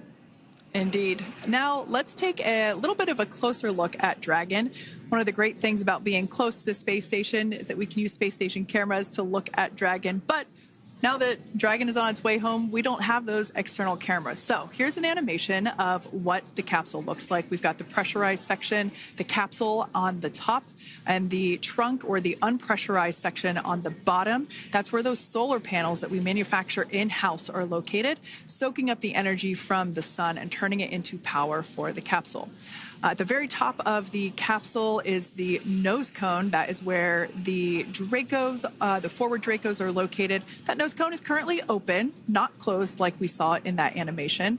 Once we get through the final maneuverings for the re-entry phase, we will close the nose cone capsule just before Dragon begins its atmospheric entry to protect that forward hatch there located along with those forward Dracos. So go ahead. Oh, that's right. I was going to mention that the nose cone does open shortly after launch, and it remains open the entire time that Dragon is docked to the International Space Station. So as an example for this particular spacecraft, Freedom, since September when it docked to the International Space Station, remains open that entire time, and here shortly it will close for the very first time since September. So quick recap of what Dragon has done in recent history here. We basically began preparations for re-entry known as the deorbit sequence. So Dragon released the trunk. As we said before, we separated the claw, we released the trunk. It next will slew to the deorbit burn attitude. Slew basically meaning maneuver, so it will position itself correctly to execute that deorbit burn. We want the heat shield side to be facing forward, or first, if you will. We want that to be the leading edge of the Dragon capsule, as that heat shield is meant to basically be an ablative material for the heat that it will incur. Once we complete that deorbit burn attitude slew, we will initiate the deorbit burn itself. That will last for several minutes, expecting that to be to start here any moment now, actually, and then it will go until about 2:18 p.m. Pacific time or 5:18 p.m. Eastern time. And I did hear confirmation that deorbit burn is underway. As we mentioned, it's about a 7.5-minute burn. So within the last 10 minutes, Dragon has jettisoned its trunk and initiated the deorbit burn just seconds ago. As mentioned earlier, for those operations, NASA and SpaceX closely coordinate with the United States Coast Guard to establish a safety zone to ensure public safety and for the safety of those involved in the recovery operations, as well as the crew on board the returning spacecraft. Multiple notices are issued to the mariners in advance of and during recovery operations, and Coast Guard patrol boats are deployed to discourage boaters from entering the splashdown zones. So we do want to stress to the public the need to respect this safety zone. Recovering a spacecraft from the water is a hazardous operation, and any other boats interfering increases the risk to not only the astronauts in Dragon, but the teams working to recover them from the water and the safety of those that may come too close. So for the safety of the crew, which you see there on your screen, your safety, we recommend you sit back and watch as we'll continue to bring you the best possible views of our astronauts' homecoming. Yeah, as I mentioned earlier, this deorbit burn is the last time that we will utilize our 4 forward Draco thrusters. Forward basically meaning at the top of the Dragon capsule. Dragon Freedom has not yet entered the Earth's atmosphere. This deorbit burn is what will line the vehicle up and put it on its final trajectory to the landing site right off the coast of Tallahassee, Florida. So basically, it is the last burn that the Dragon spacecraft executes and is what really locks it in for that precise landing. As you can see on your screen right now, Nick, Sunny, Butch, and Alexander are using their screens to keep tabs on the burn duration, the Draco firings, and trajectory details such as entry angle, spacecraft perigee, and how much distance remains until deorbit burn termination. As I mentioned earlier, Dragon is flying itself. So all the crew has to do is stay strapped into their seats and keep tabs on things. Although I must say, if I had one of those window seats, it would be pretty difficult to restrain myself. Now, with Nick, Sunny, Butch, and Alexander ready to deorbit and splash down back on Earth, they will be heading to one of 8 targeted sites supported by SpaceX and NASA. All of these sites are located off the coast of Florida, either in the Gulf of America or the Atlantic Ocean. Spreading the supported sites across multiple locations helps maximize the return opportunities for this mission and future crews, lowering the chance that we'll have to wave off due to bad weather. For those of you following along, you'll know that today's splashdown marks our final Dragon recovery on the East Coast. After 6 great years of successful recovery operations off the East Coast, we'll be moving all Dragon recovery operations back to the West Coast. And as always, NASA and SpaceX jointly select our splashdown location. And for today, the prime recovery site is off the coast of Tallahassee, Florida. The selection process works with a lot of different variables, including the space station's orbital trajectory or path that it follows, what landing sites are available and have favorable weather, how much free flight capability Dragon has for the trip home, and the sleep schedules for the returning crew members, as well as, of course, the big one, the weather. We'll We'll start with calculating daily return options based off of the space station's current orbit and Dragon's capabilities to maneuver and line up for re-entry. The time from undock to landing at the primary site can vary from less than 6 hours to more than 39.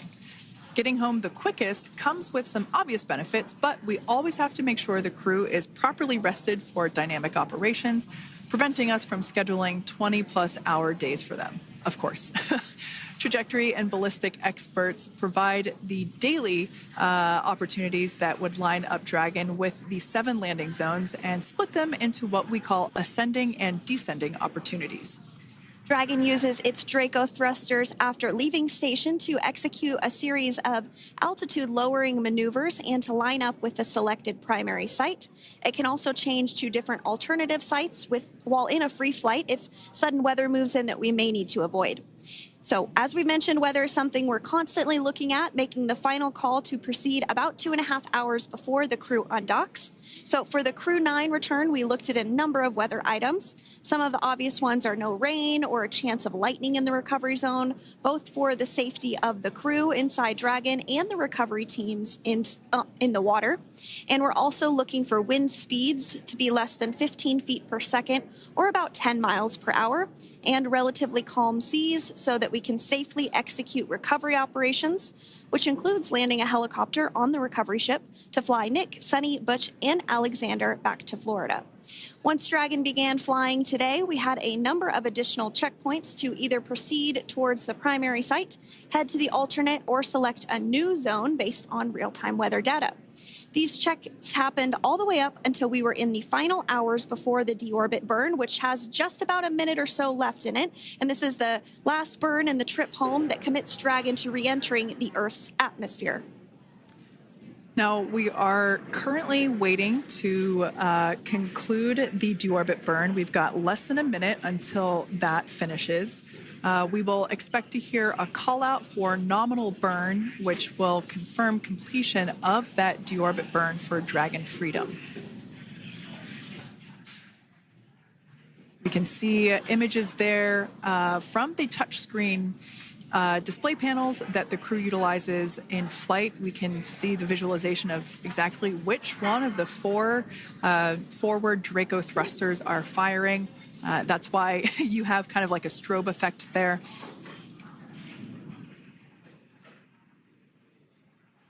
And if you're just joining us, you are looking at live views of the Dragon Freedom. On your left is Commander of Crew 9, Nick Hague. To his right is Roscosmos cosmonaut Alexander Grabenkin. And also in Gorbanov, that is Alexander Gorbanov. And then also in the capsule today is NASA astronauts Sunny Williams and Butch Wilmore.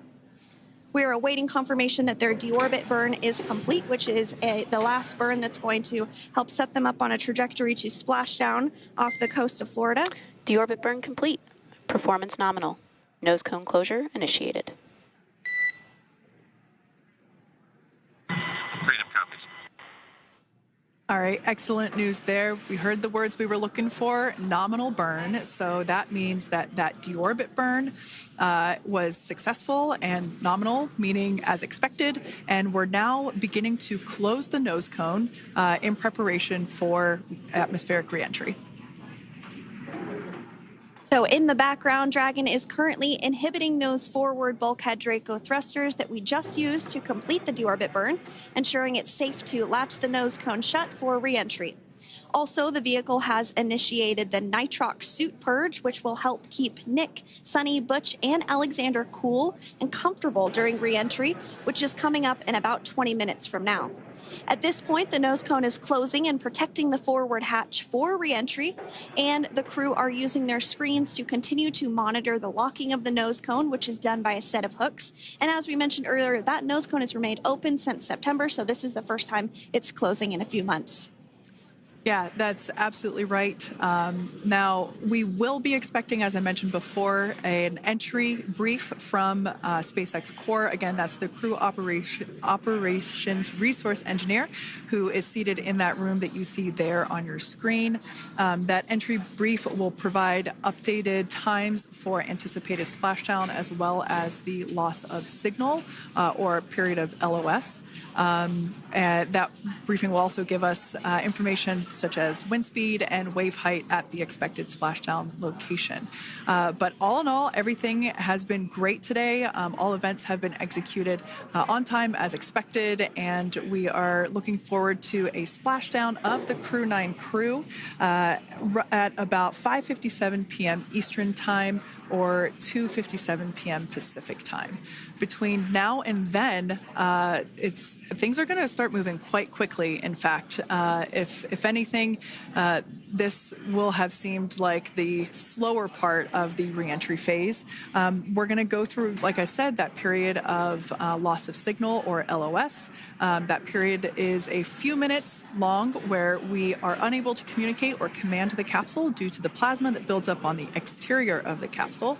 That period, like I said, lasts for a couple minutes. You will start to hear SpaceX Core hail the Crew 9 crew a little bit earlier than expected because we, in the past, have actually regained communications a couple minutes earlier than initially anticipated. So we'll go through that period of loss of signal, that entry period, that specifically when the Dragon spacecraft is re-entering through the atmosphere. Approximately at about 18,000 feet when the capsule is traveling at 350 miles per hour. We will see our first views of parachutes for the day. It's one of my favorite moments of return sequences is when we get to see the drogue parachutes. We'll see the drogues come out. Those drogues will help slow the vehicle down to about 119 miles per hour. And then that is when the main parachutes will come out from the Dragon spacecraft and then ultimately end in splashdown. And we are hearing confirmation that the nose cone is closed and everything was nominal or as expected with that closure. So as we begin the second half of entry, Dragon is now beginning to inject cooled nitrox into the air being delivered to the spacesuits worn by Nick, Sunny, Butch, and Alexander. Again, this is what will allow the crew to remain comfortable while external temperatures reach 3,500 degrees Fahrenheit as they re-enter the Earth's atmosphere. So the heat shield is pointing forward, leading Dragon to the landing site. Yeah. Now, speaking of the heat shield, Dragon's primary heat shield is comprised of PICA 3.0, which stands for Phenolic Impregnated Carbon Ablator. The first-gen PICA was initially developed by NASA for studying and sampling comets within our solar system.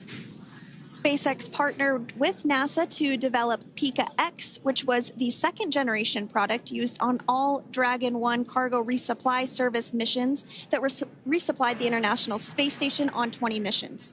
PICA 3.0 was developed specifically for use on Dragon 2 crew and cargo with enhanced structural and thermal capabilities that allowed the heat shield to be even more effective in the way that it utilized the ability to make that heat ablevate as it goes through the Earth's atmosphere.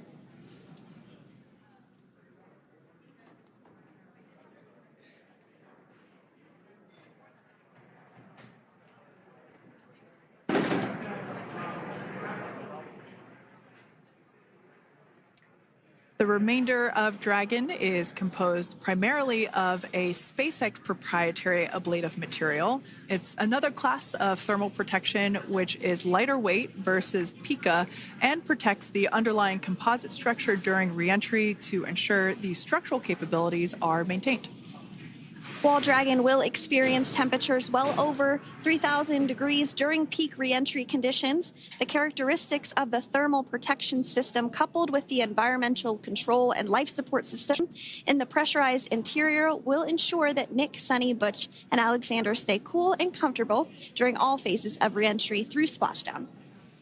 Now, if you've just recently joined us, we hope to regain views of our crew members inside Dragon Freedom, but we don't have those available at the moment due to ground station coverage. So we will bring those back to you as soon as we can. Now, after Dragon Freedom has re-entered the Earth's atmosphere, a series of parachutes will deploy to slow the crew's descent. First will be the 2 drogue parachutes, followed by the 4 main parachutes, and those will guide Dragon to its first contact with Earth since it launched back in September. Dragon will automatically deploy these parachutes when different pressure and positioning sensors on the spacecraft detect that they're at the right speed and altitude. Vehicle velocity at drogue deploy is approximately 350 miles per hour, and they deploy at about 18,000 feet. Now, when the vehicle velocity at main deploy is approximately 119 miles per hour, and they deploy at about 6,500 feet. When Dragon splashes down in the water, the vehicle velocity will be about 16 miles per hour, so you can really see how those parachutes help to slow down the crew inside the capsule. The highest G-load the crew is expected to experience today is about 3 to 5 Gs.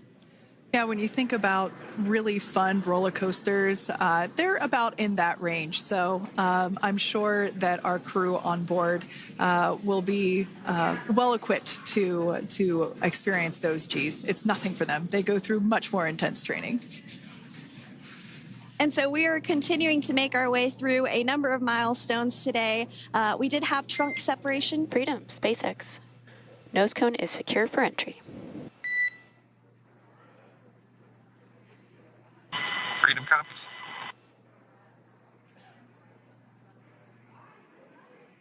All right, great news there. That tells us that the final physical configuration change for Dragon is complete. We have closed that nose cone. This is the last physical change that Dragon undergoes prior to re-entering the Earth's atmosphere.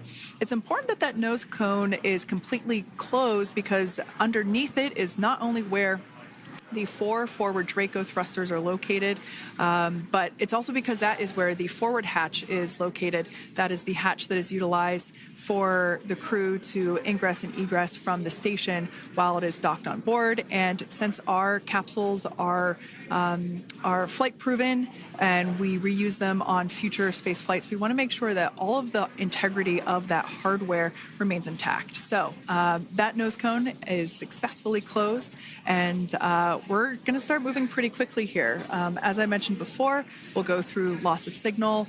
We'll get that signal back several minutes later, and then we'll see the parachute action. Yep, and then that's all ahead of Splashdown off the coast of Florida. We're targeting Tallahassee as our splashdown zone today at 2:57 p.m. Pacific time this afternoon. Now, you did mention the call to the crew. They'll do some additional calculations following that burn and potentially let us know if that splashdown time has changed at all. But right now, we are continuing to target 2:57 p.m. And you can see there on your screen a path of where Dragon will be re-entering today. So if you are in the southern tip of Mexico, you might have the opportunity to see Dragon. Because it's a daytime splashdown, you probably won't have too great of views, but potentially you'll have the opportunity to get a glimpse of it there. Once again, Dragon operators, they're monitoring the progress of Dragon through this re-entry phase. That is SpaceX Mission Control, located here in Hawthorne, California. That is also where the crew operations and resource engineer is seated. That person is the voice that we have heard multiple times and will continue to hear as the primary point of contact to the crew on board Dragon Freedom.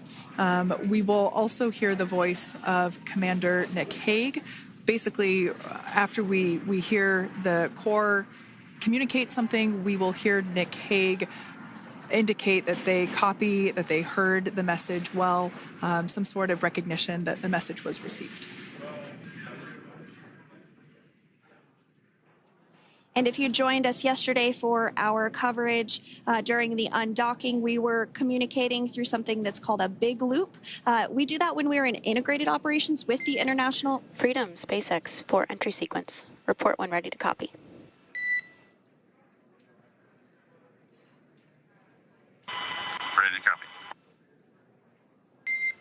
All right, I've got some updated times for you. Our COM blackout start time is 2144. Our COM blackout end time is 2151. And our splashdown time is the same per your displays, 2157.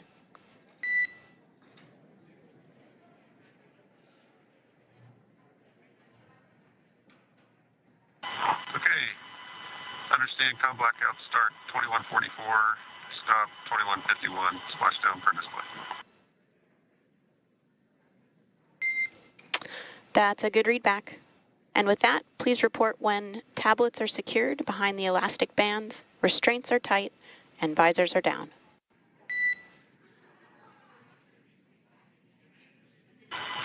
And copy, Wilco.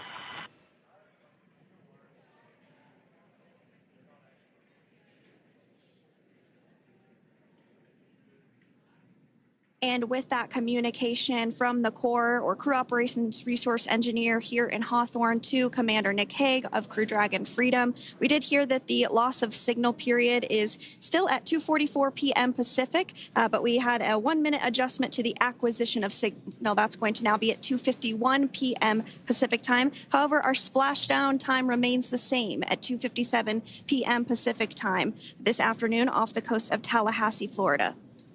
So all good news there as Dragon continues to make its way home with the Crew 9 crew.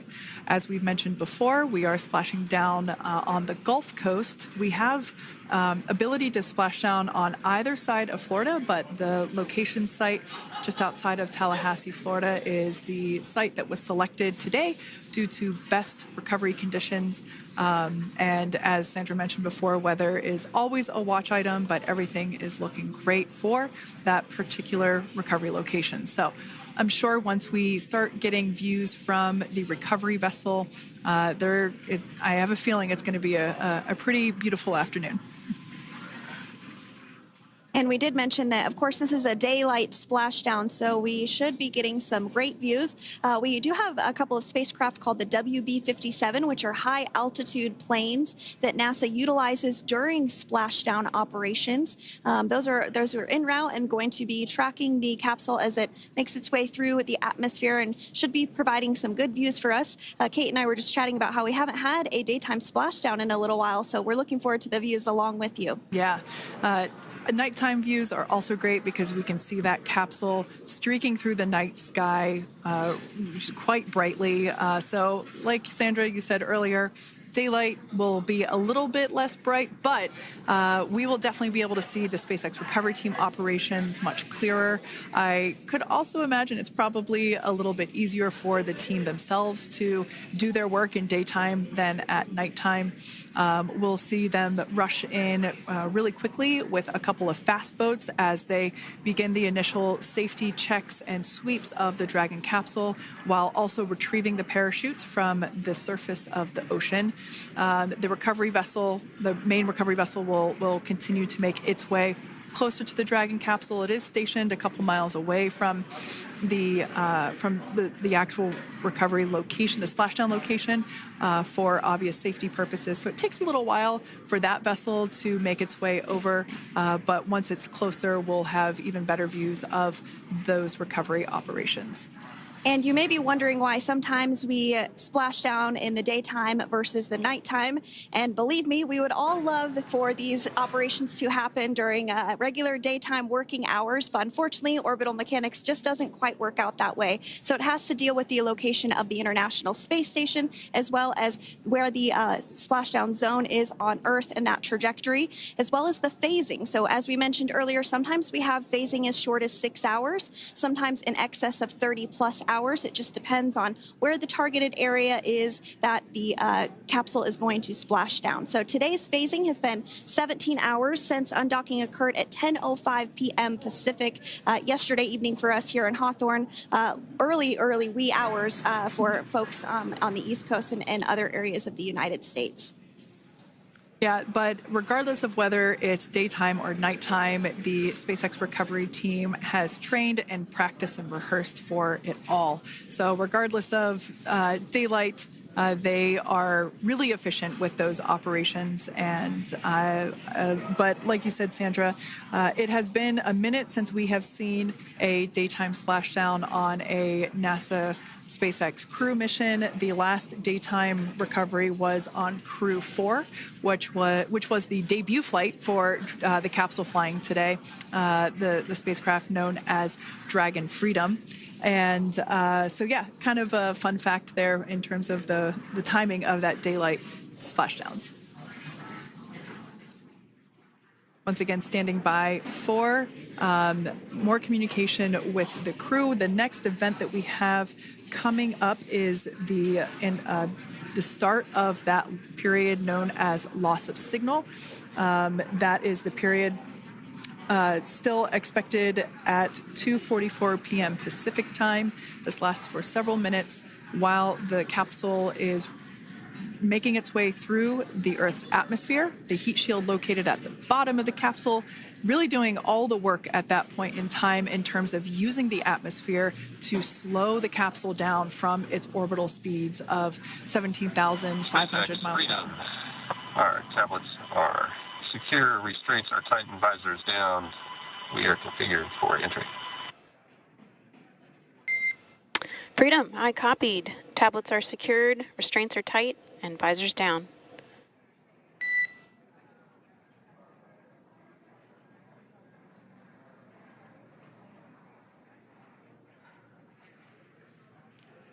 All right, great news there in terms of continuing to make progress. That back and forth communication we heard was just letting Core know that per their instructions, Crew 9 has now put away everything that was necessary in order to begin the re-entry, including those tablets that were located on their legs. Those are now stowed away.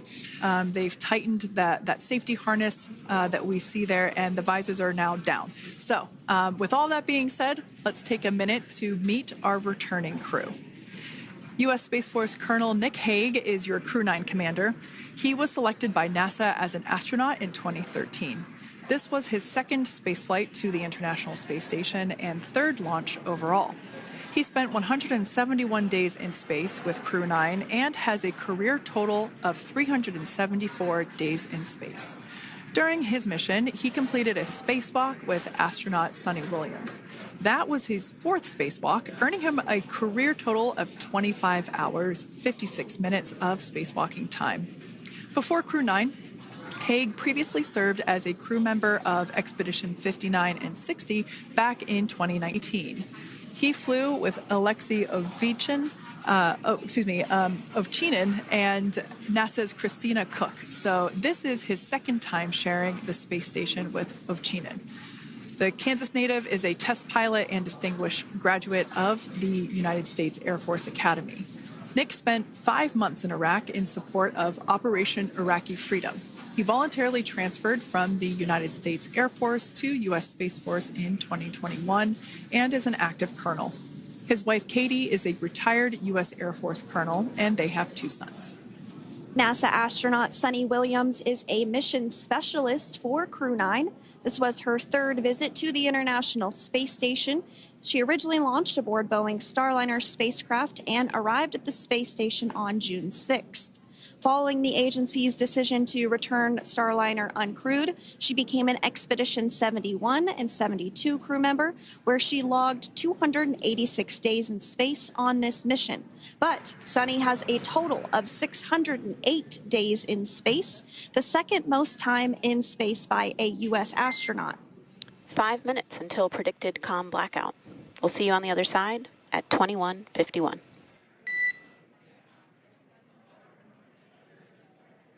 21:51. Talk to you soon. And with that call out from the crew operations resource engineer to Commander Nick Hague, letting them know that everything is looking good ahead of the loss of signal period. We will see the crew on the other side of the loss of signal period at 2:51 p.m. Pacific time this afternoon. Continuing on about Suni Williams, who has a total of 608 days in space, the second most time in space by a U.S. astronaut. Former NASA astronaut Peggy Whitson actually ranks first for the U.S. with 675 days in space. Sunny conducted 2 spacewalks and has completed 9 over the course of her career for a total of 62 hours, 6 minutes of spacewalking time. She ranks 4th on the list of cumulative time spacewalking by a female astronaut, and she has flown on 4 different spacecraft types, including the Space Shuttle, Soyuz, Starliner, and now Dragon. Previously, she served on Expedition 14 and 15 in 2006 and 2007, and again with Expedition 32 and 33 in 2012. She's a retired U.S. Navy captain and is a proud graduate of the U.S. Naval Academy and was the first astronaut to run a marathon in space. Pretty awesome stuff. Now, NASA astronaut Butch Wilmore is also serving as a mission specialist today. This is his 3rd spaceflight and, just like Sunny, logged 286 days in space. He conducted 1 spacewalk and completed 5 over the course of his career, earning him a total spacewalking time of 21 hours and 2 minutes. He's flown on 4 different spacecraft types throughout his career: the Space Shuttle, Soyuz, Starliner, and now Dragon. Previously, the Mount Juliet, Tennessee native served on STS-129 in 2009 and Expedition 41 and 42 from 2014 to 2015. Wilmore is also a retired captain in the U.S. Navy. Next up is Alexander Gorbanov, who is the 3rd mission specialist serving on today's mission. Crew 9 was his first space flight to the space station, earning him a total of 171 days in space over the course of his career. Gorbanov, along with Nick Hague, saw the arrival of 4 visiting vehicles and saw the departure of 4 as well. The duo orbited the Earth more than 2,700 times since September. Before his cosmonaut selection in 2018, Gorbanov worked as an engineer for a rocket space corporation and helped support cargo spacecraft launches from the Baikonur Cosmodrome in Kazakhstan.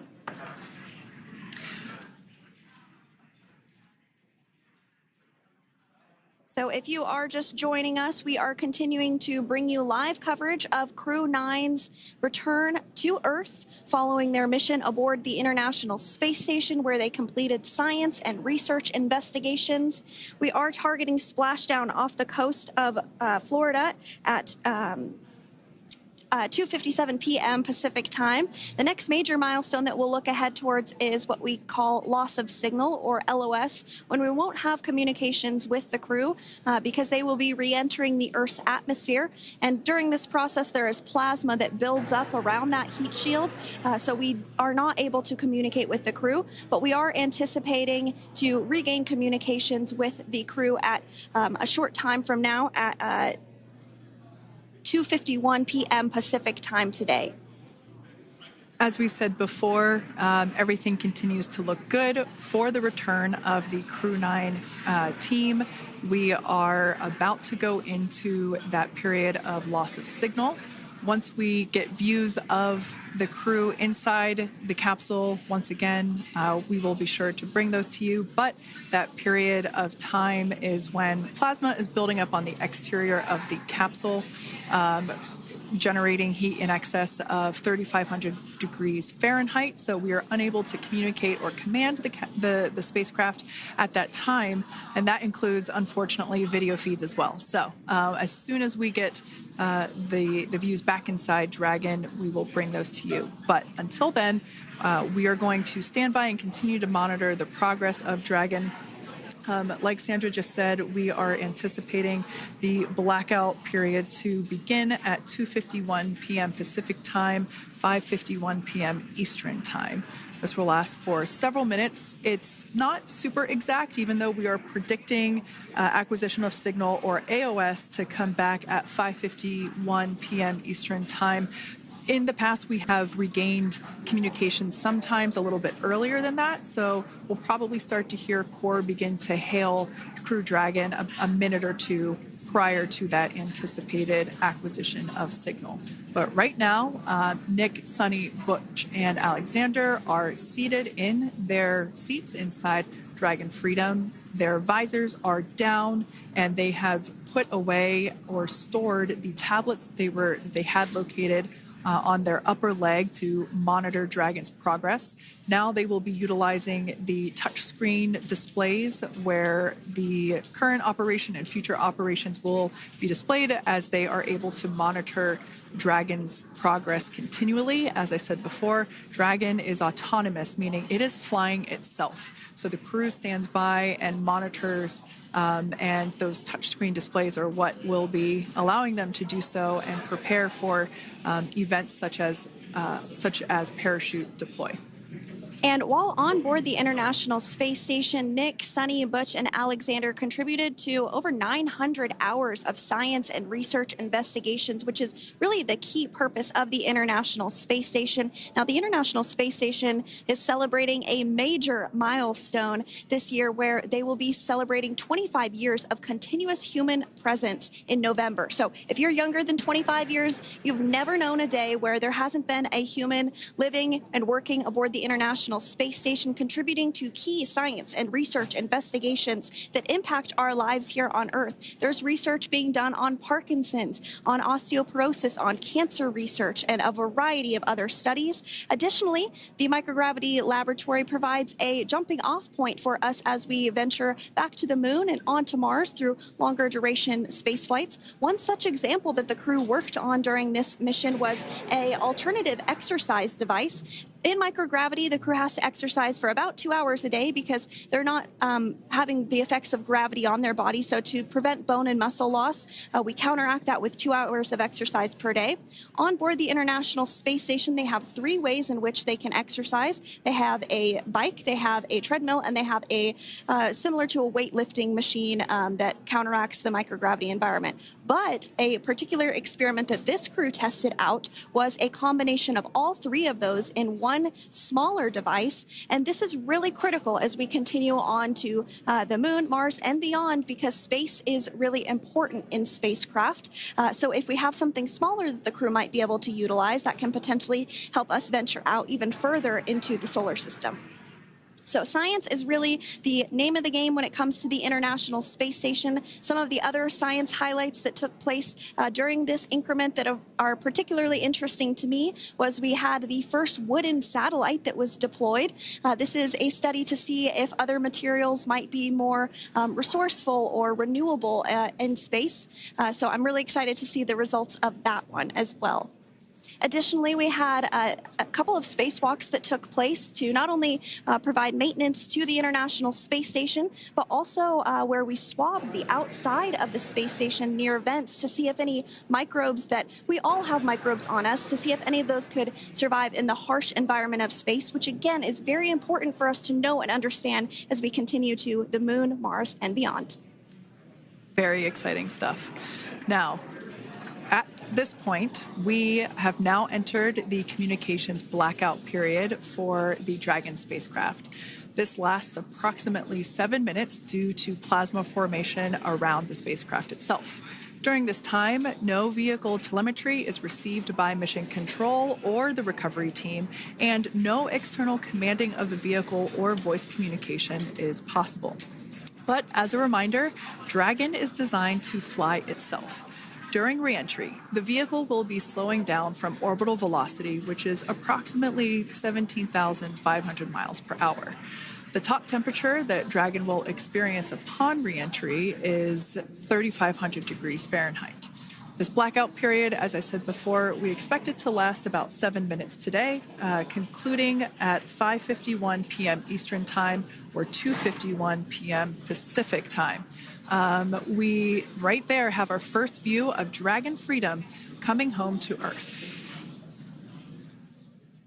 And that view is from the WB-57, which is one of NASA's high-altitude planes that is tracking. Now, because of the way that this camera is configured, it does look like it is dark, but it is indeed daytime, and you're beginning to see that plasma trail as Dragon re-enters the Earth's atmosphere. All of that is expected. We are anticipating an acquisition of signal around 2:51 p.m. Pacific Time, so just minutes from now, and you may hear the core begin to hail out or call Dragon for communications and see if we can potentially get communications with them a little bit earlier.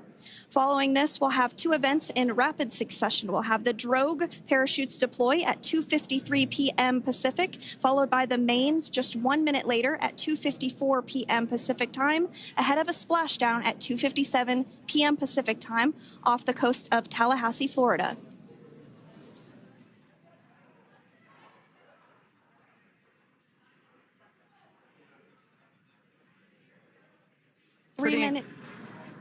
Pretty incredible views of the Dragon spacecraft making its way home back to planet Earth with the Crew 9 astronauts on board. Once again, this view is coming from the WB-57 plane. That heat shield we can see doing magnificent work as it works to... Freedom, SpaceX, Comcheck.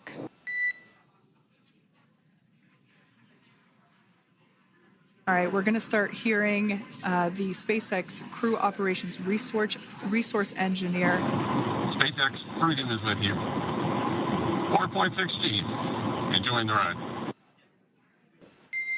Copy that, Freedom. Great news there from Commander Nick Hague reporting back. We see a healthy flight computer. Expect automated chute deployment. Freedom copies. Like we said before, things moving very quickly as Dragon Freedom makes its way home.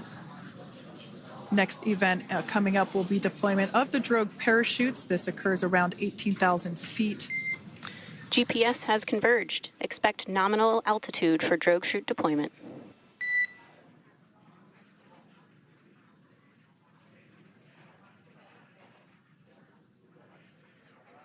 We're about 2 minutes away from deployment of those drogue parachutes. Now the heat shield is continuing to work to slow the vehicle down. That entry period, the Dragon spacecraft went from orbital velocity about 17,500 miles per hour down to about 350 miles per hour. So that really gives you a sense of why that plasma builds up on the exterior of the capsule, thanks to the heat shield and the work that it does. Those drogue parachutes will slow it down from 350 to about 119 miles per hour. We can see 15 kilometers. Brace for drogue window. We can see seat rotation happening inside the capsule. Great to get those first views of our crew members. Once again, the capsules are going about 350 miles per hour when the drogues are deployed. Those drogue parachutes that we manufacture here in-house are going to slow the spacecraft down to 119 miles per hour. And that is when we will see the main parachutes deploy, and that occurs about 6,000 feet above the ocean's surface. And we are expecting drogue deployment at 2:53 p.m. Pacific, so we should see it any second now. And there you are getting a great view of Crew 9 inside Dragon Freedom as it returns back to Earth. We are awaiting the drogue deploys. This view coming from the WB-57 high-altitude plane. And there you see it on your screen, drogue deployment. Drogue descent rate nominal. You can hear the crowd here. Visual on 2 healthy drogues. The crowd here very excited as Dragon Freedom continues to make its way back to planet Earth.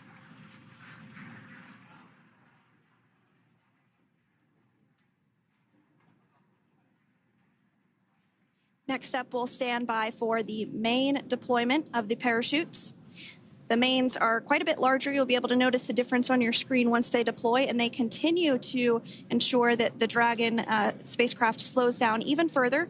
As we mentioned, Freedom will be traveling 16 miles per hour when it splashes down off the coast of Tallahassee, Florida, here at 2:57 p.m. Pacific time this afternoon. And there we go. We have visual on 4 healthy mains. That view was from inside. Freedom copy. That view was from inside one of the buckets where the parachutes are located. So we see a great view there of the reefing on those parachutes. And as those main parachutes begin to inflate fully, 4 beautiful, healthy mains. Now awaiting visuals of Splashdown. Freedom, 1,000. We'll start to hear Commander Nick Hague. Copy, 1,000. As we heard right there, Commander Nick Hague will be calling out the altitude of the Dragon capsule from here on out. Landing in water is simpler and provides more margin against unlikely parachute issues. You can see those parachutes continuing to slow the Dragon capsule down. And if you're just joining us, you're looking at 800 meters. a live view of Crew 9, just minutes away from splashing down off the coast of Tallahassee, Florida. Splashdown 2 minutes from now at 2:57 p.m. Pacific. We do have 4 healthy mains really doing the job there. Just breathtaking views of a calm, glass-like ocean off the coast of Tallahassee, Florida. Crew 9 just minutes away from splashing down. This is really such an incredible shot. That Copy, was 600. That was a live view from our recovery vessel, Megan, which is stationed a couple miles away from the splashdown site. We can see the crew there using their restraints as resting places for their arms. They were just in space moments ago, so their arms were able to float freely. 400 meters. This is a gorgeous bluebird day here that we have for the splashdown of Crew 9. It's incredible to think that the Dragon capsule just minutes ago was going over 17,000 miles per hour, and now gently coasting to a soft splashdown. 200. Copy, 200 meters. Brace for splashdown.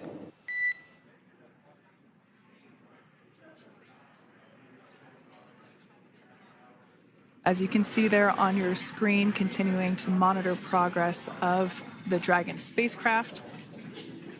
And we're going to stand by for splashdown, located in the Gulf of America, off the coast of Tallahassee, Florida.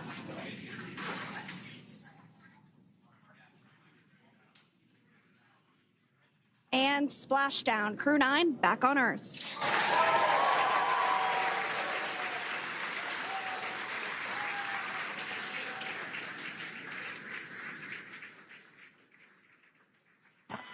And SpaceX Freedom, splashdown.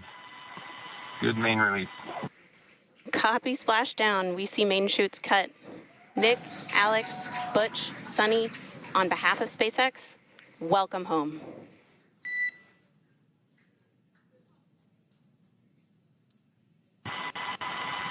It is an amazing, what a ride. I see a capsule full of grins ear to ear.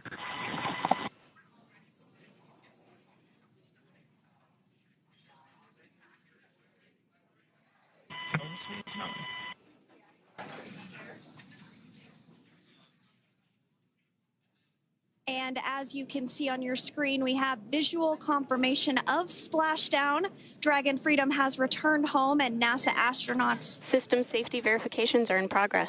We'll report back when recovery personnel are en route.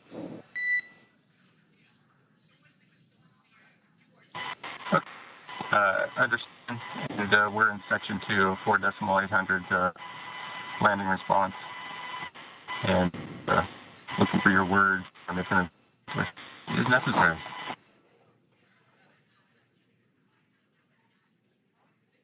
In the distance, we can see the recovery vessel making its way. Copy, you're in section 2 for the environmental assessment in 4.800. That is not necessary today. Understand. Raising 5. So we will continue to have communications between the Corps and Nick Hague, the commander of Crew Dragon Freedom, which just splashed down 2 minutes ago off the coast of Tallahassee, Florida. Dragon Freedom has returned home with NASA astronauts Nick Hague, Sunny Williams, Butch Wilmore, and Roscosmos cosmonaut Alexander Gorbanov. They're back on Earth after approximately 17 hours of a return journey from space.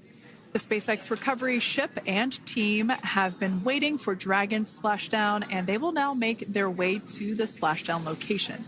The teams have been ready and waiting about 3 nautical miles away, so it's going to take them about 30 minutes or so to make their way and to SpaceX Freedom.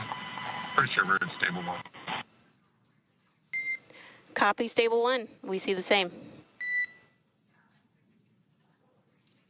It's going to take about 30 minutes for the recovery team to make their way over to Nick, Sunny, Butch, and Alexander, who are still seated and secured inside that Dragon spacecraft there on your screen. Incredible views there of that thermal protection system, or TPS. That Dragon capsule was pristine, white color before it departed the station, and we can see how the reentry phase, the thermal protection system did its job. Now, if you're wondering what that hole, that like bucket area is, that is underneath the side hatch. That is where the main parachutes were stored. So when we saw the Dragon capsule docked at station, it looked very different. The panel that protects and covers the main parachutes, that was still intact, as well as the panels that enclose where the drogue parachutes are located. We can see those fast Freedom. boats. SpaceX is go for recovery personnel to approach. Expect personnel alongside in the next few minutes. Freedom copies. We can see those fast boats. We weren't kidding when we said they were fast. While it does take about 30 minutes for the main recovery vessel to make its way over to the capsule, these fast boats will be doing a couple of things simultaneously. A couple of them are going to be working to retrieve the parachutes that you see in the background there of this drone shot. Those parachutes will be retrieved from the ocean surface. We want to make sure we are able to pull those out. The recovery vessel there closest to the spacecraft is going to be performing some safety checks. We can see there they're using an instrument that is basically working to detect if there are any hypergolic vapors or fumes that are still residing in and or around the Draco thruster nozzles or outlets. The hypergolic fuel, which is necessary for on-orbit burns to maneuver the spacecraft. Unfortunately, those hypergolics are unable to be breathed. They are toxic, and so this team here is doing those initial safety checks to make sure that it is safe for the rest of the recovery team to approach the spacecraft. They're also checking to make sure that any residuals from the pyros are safe and are not going to cause any issues. We can see the team working their way around the spacecraft to do these these sniff tests on all of those Draco thrusters. And as we continue to await the recovery of our Dragon spacecraft with NASA astronauts Nick Hague, Sunny Williams, Butch Wilmore, and Roscosmos cosmonaut Alexander Gorbanov inside, Dragon has autonomously completed several steps to safe itself following splashdown. We are continuing to see Dragon in what is known as Stable 1 configuration. That's kind of the ideal configuration following splashdown. It's upright, and the Dragon capsule's in the right configuration for it to be hoisted into the recovery vessel Megan, which you do see a little ways off in your screen approaching. Dragon will continue to remain live on air with you through that recovery process, all the way through the point where the crew is extracted from the Dragon spacecraft.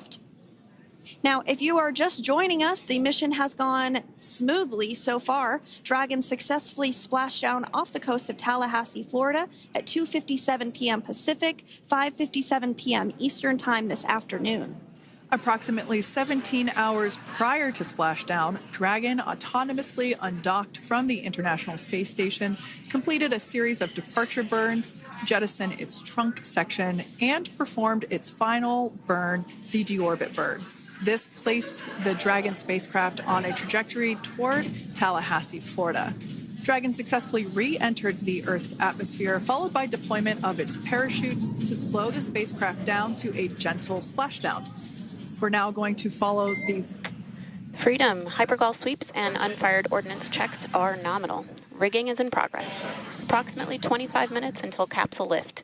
Stand by for PMC with SpaceX flight surgeon. Copy. And so what we did just hear there was communications that those hypergol checks were complete.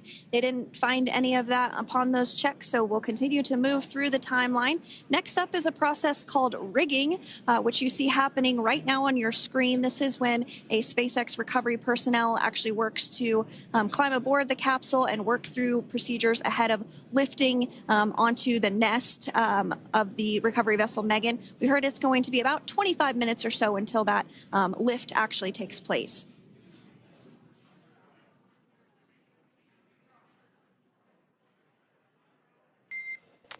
Okay, Freedom, the next call will be from the SpaceX flight surgeon on Dragon to Ground Private. Understand. Thank you. Callouts there indicating that the crew will have the opportunity to do a quick check-in with the SpaceX flight surgeon. This is standard procedure for every Dragon spacecraft when it returns to Earth. It's just an initial check-in, make sure everybody is doing okay. They will also have another check-in with the flight surgeon once they are on board that recovery vessel that you see there in the background. We can now see that SpaceX recovery team member they're on top of the Dragon spacecraft. They are going to be working to install plugs in the Draco thrusters to ensure that none of those, and to ensure that no more hypergolic fumes or vapors come out from the spacecraft. They'll also place harnessing around the spacecraft that are required in order to lift it out of the water.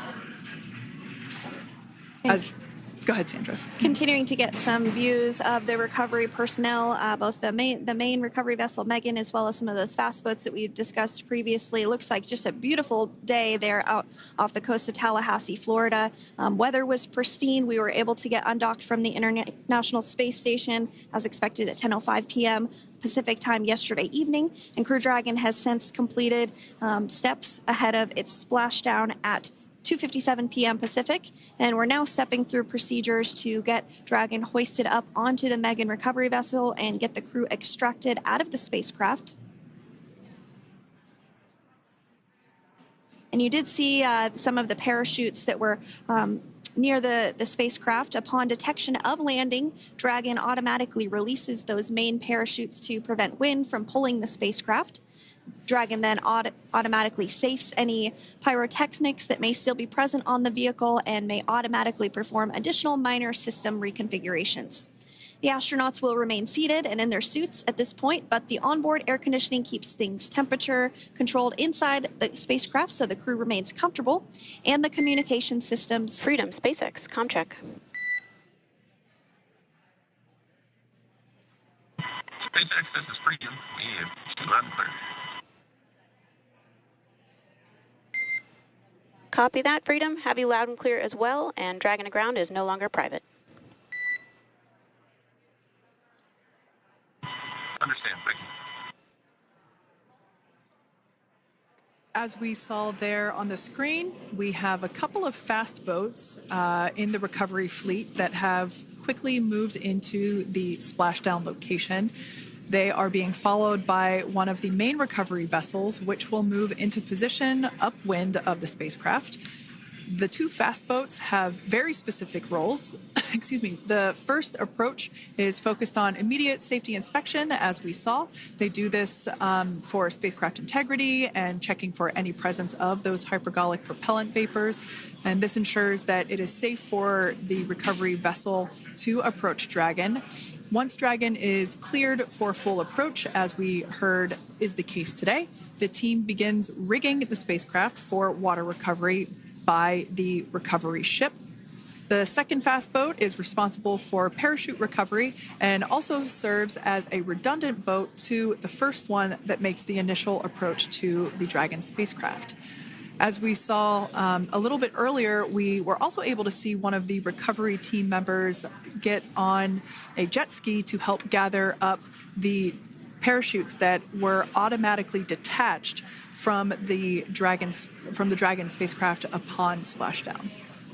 And it will take a little over 10 minutes for the recovery crew to complete their safety checks. Once complete, the team will begin preparing Dragon to be lifted. And as you see, they are preparing for that to take place at this point. As part of the preparation for this lift, one member of the recovery team has climbed on top of the spacecraft already so they can attach Dragon's hoist rings and connect to the lifting lines. It will take us less than an hour to raise Dragon to the recovery boat and remove the crew from the spacecraft. After medical checkouts, the crew will return to land within 4 hours by helicopter. And if no additional medical assistance is needed, the crew will board a waiting NASA plane and depart for Houston.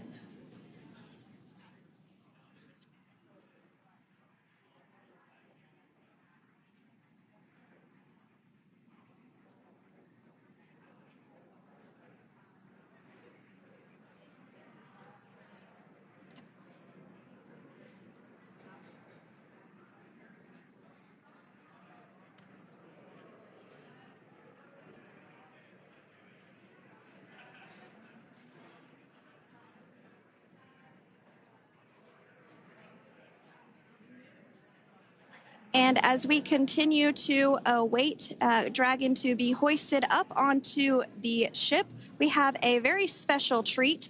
NASA Public Affairs Officer Jaden Jennings, who is actually on the recovery vessel and had a bird's eye view of the splashdown today. Jaden, how are you? How was the view from the recovery vessel? Hi, Sandra. How do you hear me? I've got you loud and clear, Jaden. It's so great to hear you. Awesome. So Splashdown, Sandra, was nothing short of be advised. spectacular. We are transitioning the forward link. Comm will be unavailable for approximately 5 minutes. Freedom comes.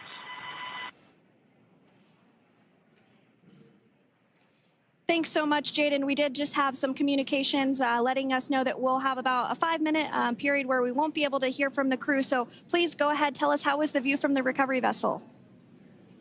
Absolutely. Yeah, I was mentioning earlier, Splashdown was nothing short of spectacular. And we were stationed about 1.5 nautical miles away from the splashdown zone and had great visuals here on the recovery vessel Megan. We actually saw a little of the smoke trail as the spacecraft was coming in, and then moments later we spotted those drogue chutes, and this was quickly followed by 4 healthy white and orange main parachutes. We then tracked Dragon all the way down as it slowly propelled into the ocean. And I think I speak for all of us on the ship when I say a new core memory was made today, and we are looking forward to having Crew 9 on board with us a little later. Jaden, that is amazing. Now, obviously, we are watching it here on camera, and the landing conditions look pretty good, but how was it from your perspective? What is the sea state out there? Absolutely. Absolutely. So we've had optimal conditions for Splashdown, and today it is sunny and 63 degrees outside right now with clear skies, light winds, and calm seas. The sea looks absolutely beautiful right now, and light blue with the sun reflecting from it. And, Kay, I think the crew's going to like what they feel weather-wise on this picture-perfect day for Splashdown off the coast of Tallahassee. Thanks so much, Jaden. It certainly looks like a beautiful day. Can you tell us a little bit about the journey of the recovery forces to get to this point? Sure. So one unique aspect of this recovery was the onboard training on station conducted for Butch and Sunny to ensure they were ready to return on a Dragon spacecraft. That training covered all aspects of their return, including nominal and contingency departures, the orbit burn, splashdown, and post-landing ops, which is what this team is preparing for now. As for the recovery teams themselves, we started the day taking a series of helicopters out to the vessel. And as standard, the recovery director and crew support teams were on that first helicopter out and took the time to get everything prepared on the ship. About 2 hours before splashdown, they deployed those fast boats and jet skis into the water. I was actually on the second helicopter out, and we were on the vessel about an hour and a half before splashdown and landed on top of the helicopter pad on the Megan. And the teams have been working diligently across their respective disciplines this week, executing what can only be described, in my point of view, as a logistical masterpiece, just ensuring every detail has been in place for Crew 9's return. That is such great news. I'm so glad that you're able there to experience it in person. Now, can you tell us a little bit about what's next to retrieve the crew for the recovery personnel on board? Yeah, Kate. So coming up next, Dragon will be hoisted into the on-deck translation system, or the nest, at the aft end of the ship, and then will be translated pretty quickly towards that egress platform. We'll perform another series of safety checks as final precautionary measures just to make sure there are no hypergolic vapors present before opening that side hatch. And then once that side hatch of the spacecraft is open, the crew will be assisted out of the capsule one by one from NASA and SpaceX. Freedom, SpaceX, ComCheck. Freedom's got you loud and clear.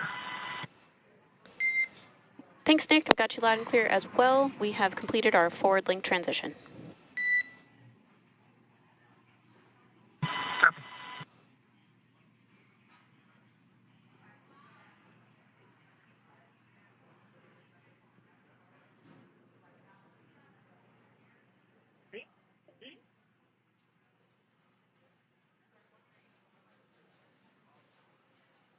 And Jaden, if you did just want to go ahead and let us know what is next to retrieve the crew, we are continuing to get some great views on our screen, but I know you have an even better view yourself. Oh, yeah, Sandra, this view is absolutely unbeatable. So just to kind of finish off what I was saying is once that side hatch of the spacecraft is open, that crew will be assisted out of the capsule one by one from NASA and SpaceX medical personnel, where they will then head to the med bay. And after those medical checks, they will get on that first helicopter out and arrive at the airport, where they will then board a NASA plane and then head back to Houston, Texas at the Johnson Space Center to begin their post-flight period. And we're eager to see the Crew 9 astronauts back on Earth, and we'll keep you updated on every moment of this process. And with that, I'll toss it back over to you guys in Hawthorne. Thank you so much. That was Jaden Jennings, NASA Public Affairs Officer, who watched Freedom splash down firsthand from the recovery vessel. Megan, thanks so much, Jaden. So we are continuing to get these great views on our screen here of Freedom. As we mentioned, it splashed down at 2:57 p.m. Pacific time off the coast of Tallahassee, Florida. The recovery personnel are continuing to step through procedures to hoist Dragon onto the recovery vessel Megan there, which is now coming into view. You can see just how close Megan is at this point. And that's that helicopter pad that Jaden was just discussing, where the crew will fly off of onto the coast of Florida, and then eventually they'll fly back to Houston. Just underneath that helicopter pad is that translation deck where we will see the nest once it is loaded up with the Dragon spacecraft on board. The nest will be translated to the forward end of the recovery vessel, and that is where our Crew 9 team members will egress from the Dragon spacecraft. Now, here on your screen, we can see dolphins, actually, who want to come and play with Dragon. Now, one of the fast boats there in place, working to assist the recovery team member. It's incredible. I just love these views. We really see them even better in daytime, but just seeing the recovery team work in tandem to step through each step, to step through each operation. Obviously they're getting quick assists from the honorary part of the recovery team, those dolphins in the water there. Now, the recovery team member that is crawling around the Dragon spacecraft. Earlier we saw a view where it was like a spider monkey pose. We can see that individual now standing in the bucket where the main parachutes were stored while Dragon was on orbit. Obviously, those main parachutes were utilized for Splashdown today. They were deployed and cut from the Dragon capsule, and one of the other fast boats of the recovery team working to pull those out of the water. Now, the recovery team member that is there working on top of the Dragon capsule, earlier we saw that person performing safety checks. Now we can see some harnessing being placed around the capsule. This harnessing is what will be used to lift the Dragon capsule out of the water and onto the recovery vessel. Wow, we got a cute little pod of dolphins. It wasn't just one or two. I mean, that water just looks beautiful. We had ideal splashdown parameters today. Obviously, wave height, ne'er a concern. The weather is beautiful, as Jaden mentioned, in the 60s, sunny. Looking forward to seeing Crew 9 exit the capsule here shortly once they get hoisted onto the recovery vessel Megan. We can see that recovery vessel slowly but surely closing the distance there between, dolphin cam back again. We can see that the Dragon capsule and the recovery vessel, that distance is closing. Again, this is just one more step as we continue to work recovery operations for Dragon Freedom, and we anticipate the lift of the Dragon capsule to occur here in just a few minutes.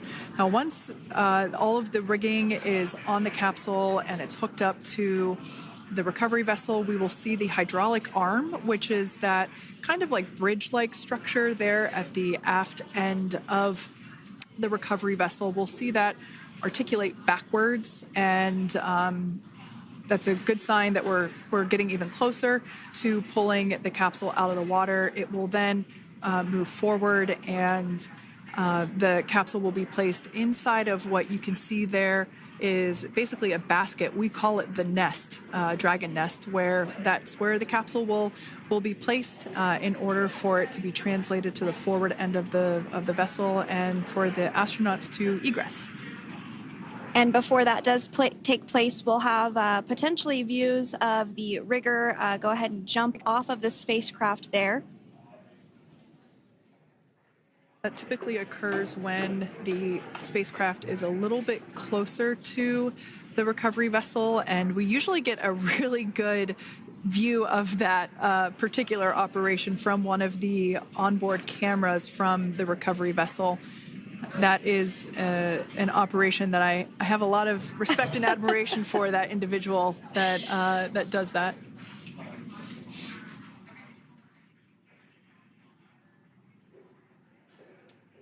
So again, Dragon continuing to get closer and closer to the recovery vessel Megan. You see some of those ropes now coming into view as well. If you are just joining us, Crew 9 splashed down off the coast of Tallahassee, Florida at 2:57 p.m. Pacific time with NASA astronauts Nick Hague, Butch Wilmore, Sonny Williams, and Roscosmos cosmonaut Alexander Gorbanov. They're now working through procedures to hoist this spacecraft up onto the recovery vessel Megan. We just saw that hydraulic arm get lowered into the lifting position. That arm will be the mechanism that is utilized to lift Dragon up and out of the water and into the nest located there at the aft end of the recovery vessel. And the recovery vessel being used today is, as we mentioned multiple times, is named Megan, but that's actually after NASA astronaut Megan McArthur, who flew on Crew 2 a couple of years ago.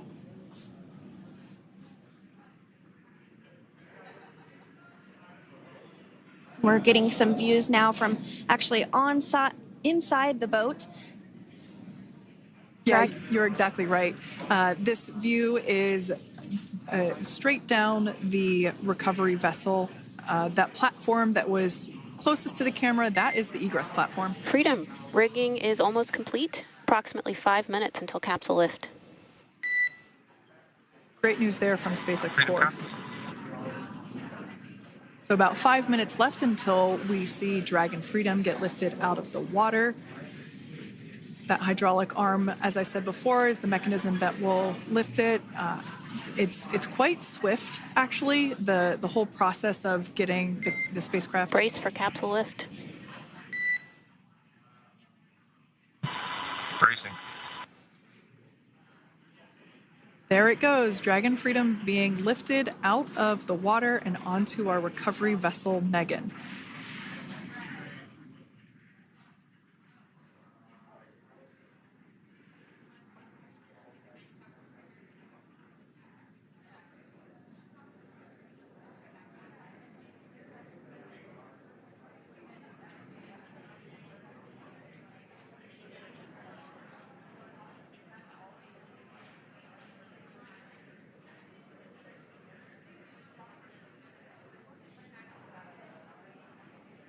So once securely on...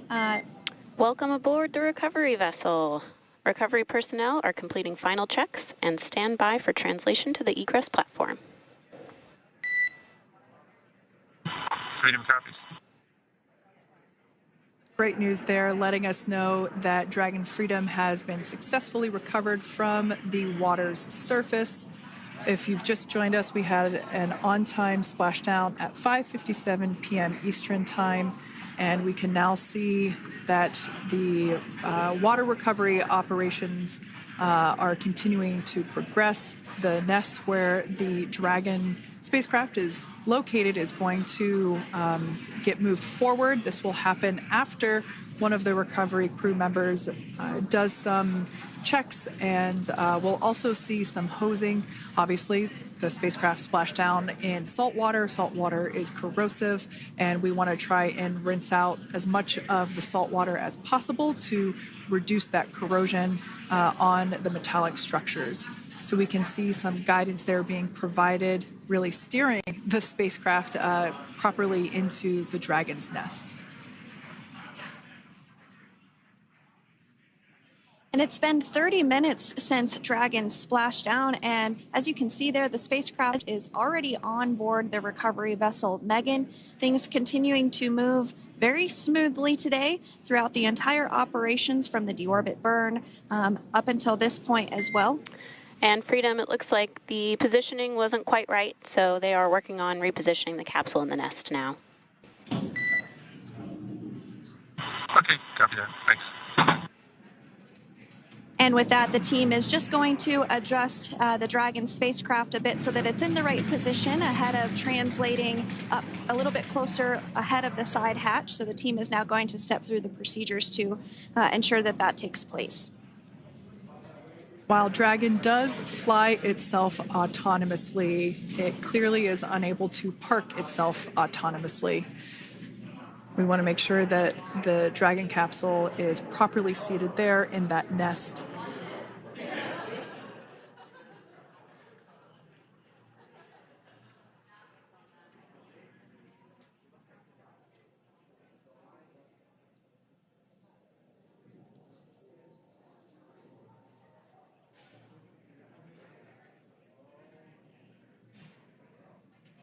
Once Dragon is fully seated in the nest, we'll probably see a bunch of that salt water come out from the bucket there located underneath the side hatch. See some salt water splash out. As I mentioned before, one of the recovery team members will begin hosing down the exterior of the spacecraft.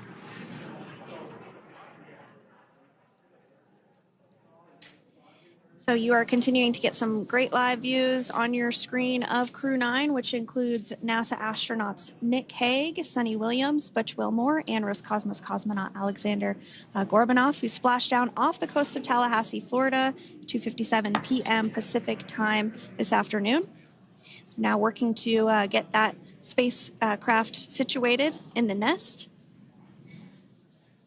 Just making some final adjustments and tweaks to ensure that it's nice and secure.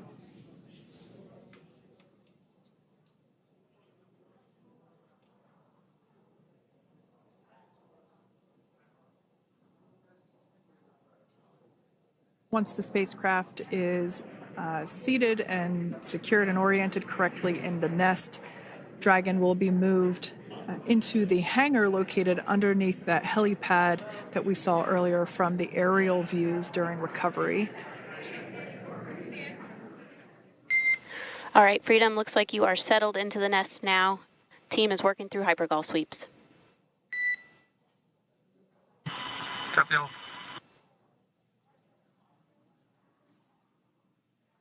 Call out there telling us that the recovery team is doing the second round of those hypergolic sweeps. This helps ensure that everyone, all the recovery team members that are located basically right where this camera is located on, towards the forward end of the recovery vessel, that they will all be safe once the spacecraft is translated forward.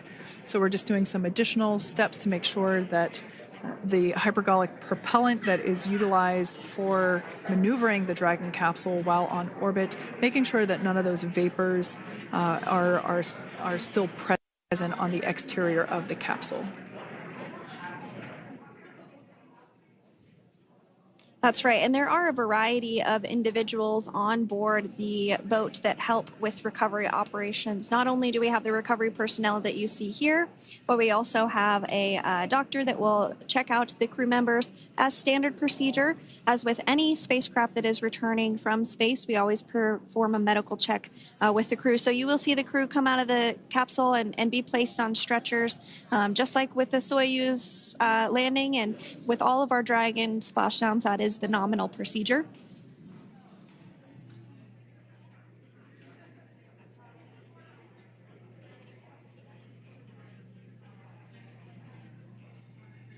We'll stand by to see Dragon Freedom translate or scooch up a little bit closer to the camera angle that we're seeing right here. And then teams will step through procedures to get that side hatch opened. You see it right in the dead center of your screen there. It's kind of that rectangular shape. It has not been opened since since Crew 9, which included Nick Hague and Alexander Gorbanov, launched back in September from the Kennedy Space Center in Florida. So that will be the very first time that hatch is opened. Once docked to the International Space Station, crew enter through the top hatch, which was where the nose cone is now closed. That's the hatch that they actually utilize to go ahead and get inside the International Space Station.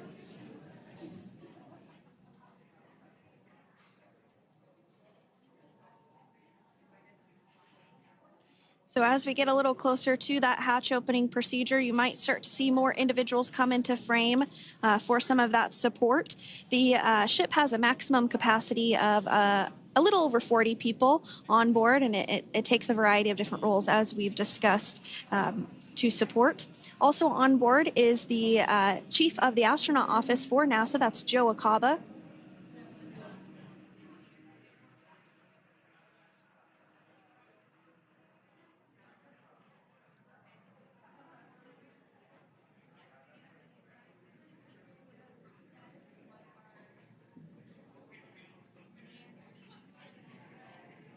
Now, while we are standing by for translation of the Dragon spacecraft to the platform there, the recovery platform that we see in the foreground, it is important to note that Nick, Sunny, Butch, and Alexander will be getting assistance from the recovery teams while exiting the spacecraft. This is the same process for any returning long-duration crew members. As you could imagine, returning to a gravity environment can wreak havoc on our vestibular system, which is responsible for maintaining balance and motion. Of course, safety is our number one priority with this operation, so we'll see the crew members helped out of the spacecraft one by one, and they will be assisted the few feet to the medical quarters aboard the boat. And on board Dragon are three veterans space flyers. That includes Nick Hague, the commander, as well as Butch Wilmore and Sunny Williams. Alexander Gorbanov is completing his very first space flight on this mission, and he completed 171 days in space along with Nick Hague.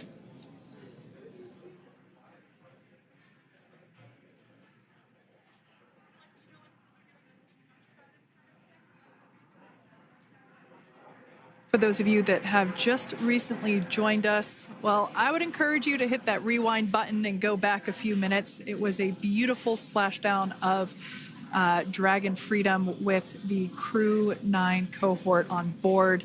They had an on-time splashdown at 5:57 p.m. Eastern Time, 2:57 p.m. Pacific Time. We can see that the spacecraft Freedom, translation is in progress. Copy, and seal it. We can see that spacecraft was successfully recovered from the ocean surface and is now being washed with fresh water, as obviously they splashed down in salt water. So we're trying to rinse off as much of that salt water as possible. And we can see the spacecraft continuing to move closer and closer to that recovery deck. Freedom, the crew is working on side hatch opening now. Expect hatch open in about 2 minutes. Okay, copy that. And Kira, just wanted to say that you guys, you and the team did an awesome job, both uphill and downhill. Just really impressed. Thank you. Thanks, Nick. It's been an honor. This is a pretty exciting moment coming up. We are working to open the side hatch. One thing that may not be obvious from, just looking at the spacecraft here is that this side hatch that we're about to open, the last time it was open was when this spacecraft was at the launch pad. This side hatch is what is used for initial capsule ingress and final capsule egress, but all comings and goings from the spacecraft while it is on board the space station are from the forward hatch, which is located at the top of the spacecraft under that nose cone. So this is a pretty exciting moment because it will be the crew's first breath of fresh air since boarding their ships at the start of their journeys last year. And the very first person that will have the opportunity to say hello to the crew once that hatch is open is a SpaceX medical recovery personnel representative. Then we'll see procedures take place to remove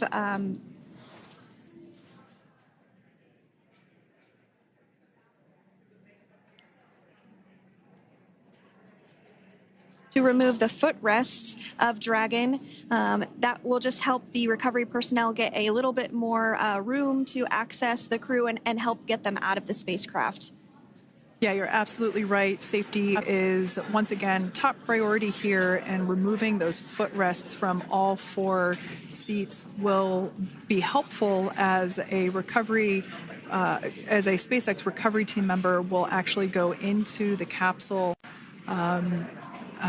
into Dragon Freedom to help the crew members unbuckle and stand up, and essentially we'll also see a fun little slide be put in place to help the crew members exit the spacecraft safely. So yeah, we're going to remove all 4 of those footrests to basically give a little bit more working room inside the spacecraft. That's right. And we did hear the go for that hatch opening, so we're just a couple minutes away from being able to see that. And then we might be able to get the chance to see a couple of views inside of the Dragon and see the crew following their splashdown. Now, opening that side hatch isn't quite like opening, the door to your car. We have to depress the seal around the side hatch, as well as, we'll now see them open that side hatch up.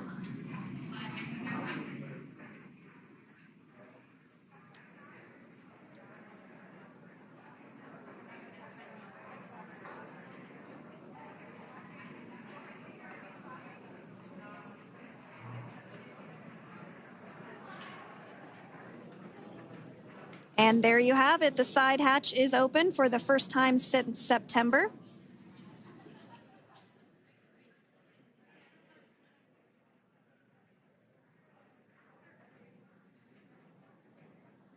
We can see some of the protective equipment there that was brought into frame that will help protect the edge of the side hatch, one from any potential damage. Oh, we can see the recovery crew member there taking photos of the side hatch seal. This is part of the standard operation for recovery.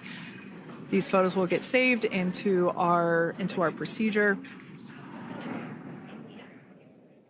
We'll then install that protective frame around the side hatch. This helps to ensure that the side hatch itself, the edges of it incur no damage while crew members are coming out from the spacecraft.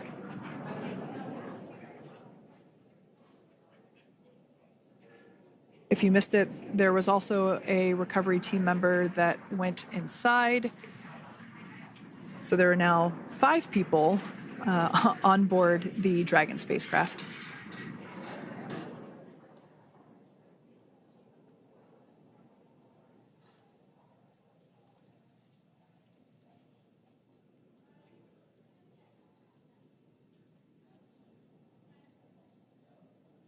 And if you are just joining us, it has not yet even been an hour since Crew 9 splashed down off the coast of Tallahassee, Florida at 2:57 p.m. Pacific time.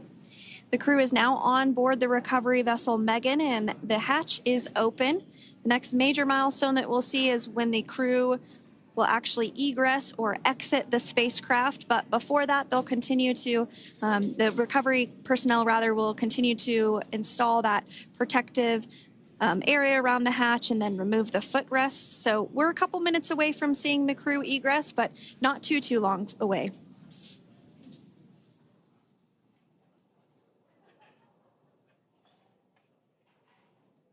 We'll probably see those footrests being handed out here in the near future, as I mentioned before.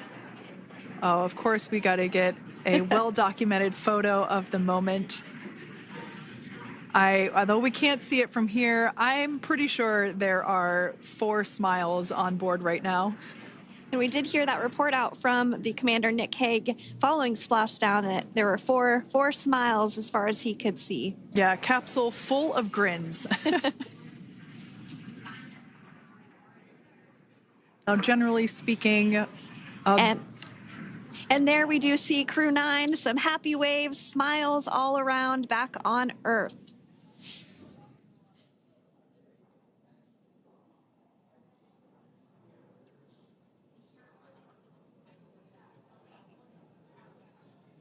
Generally speaking, we have the individuals in the 2 center seats of the spacecraft exit first. You might hear us refer to this as the exit process as egress. It's just another term for exiting the spacecraft. Generally speaking, we most of the time have the 2 center seats egress first, as it makes moving around inside the capsule a little bit easier.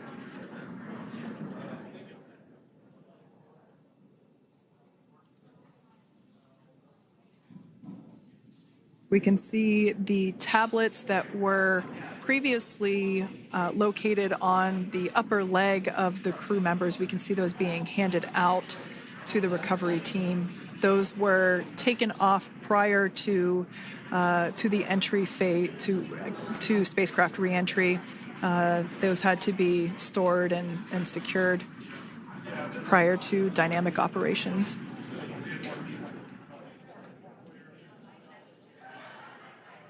It looks like we are starting to see the footrests also be removed. I just saw one there on the screen.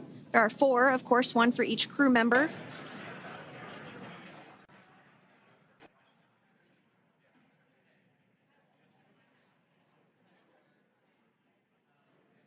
Those footrests are made out of carbon fiber and are actually sized appropriately for each crew member, as everybody has different measurements and different leg lengths. Same goes for the armrests and the bucket length of each seat. We size those appropriately for the crew members and to ensure their comfort and safety. I believe we just saw the little ramp that is used to help slide the crew members out from inside the spacecraft. And once the crew does exit Dragon Freedom, they will be placed on to a a stretcher to go to a medical bay for medical checkouts. This is standard procedure for all Dragon spacecraft flights that Splashdown crewed, as well as for our Soyuz spacecraft that land in Kazakhstan.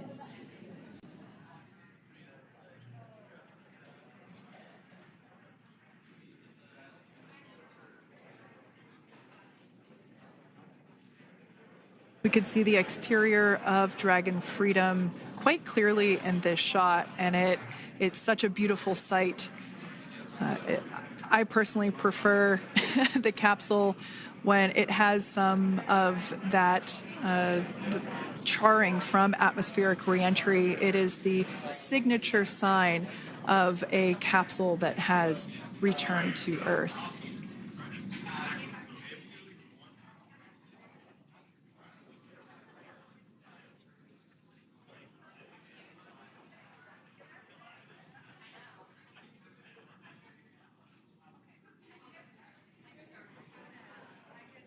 Continuing to stand by for our first crew member to egress or exit Crew Dragon Freedom following their splashdown at 2:57 p.m. Pacific time.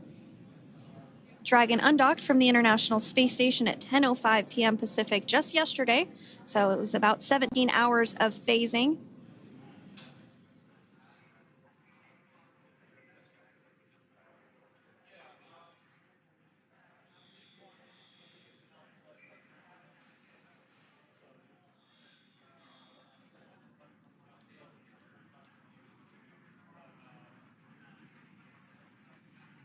And while on board the International Space Station, Crew 9 contributed to 900 hours of science, over 150 research experiments and investigations, making great use of the microgravity lab of the International Space Station, which celebrates 25 years of continuous human presence this November.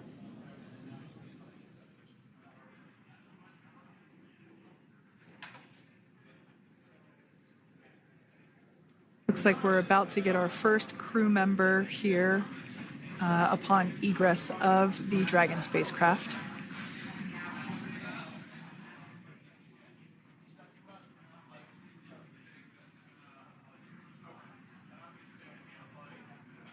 So we are standing by for that egress. Outside of Dragon, you do see one of those stretchers. This is the expected procedure, as the crew will be taken to medical facilities following their exit from Dragon.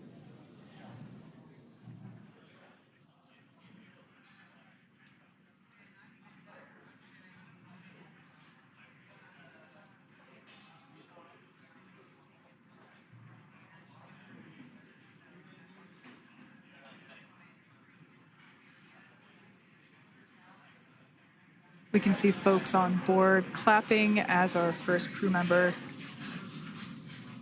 And that is NASA astronaut Nick Hague, commander of Crew 9, now out of Crew Dragon Freedom. Some smiles, thumbs up, and a wave. Can't get any better than that. Yeah, that is one happy camper, that's for sure. As we said before, it is standard procedure for all of our long-duration crew members to receive assistance upon egressing from the spacecraft. We basically help them move off of the recovery deck and into the private medical quarters for their initial consultation with the SpaceX flight surgeon. So we'll see that take place for all 4 of our crew members today.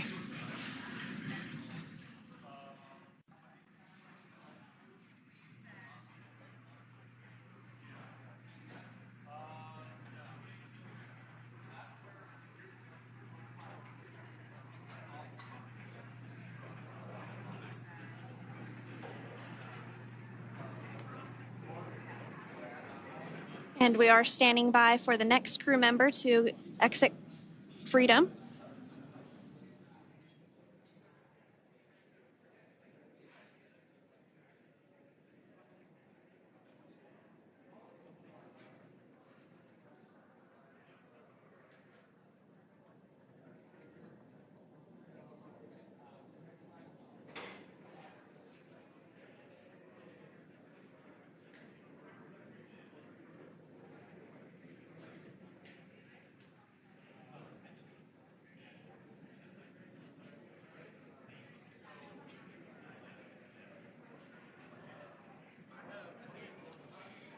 Next up out of the capsule, we expect Roscosmos cosmonaut Alexander Gorbanov. His first space flight. Spent 171 days in space alongside NASA astronaut Nick Hague. Looks like we're getting some cheers and clapping on board as Alexander is slid down the little ramp and placed into the mobility aid. Once again, big smile.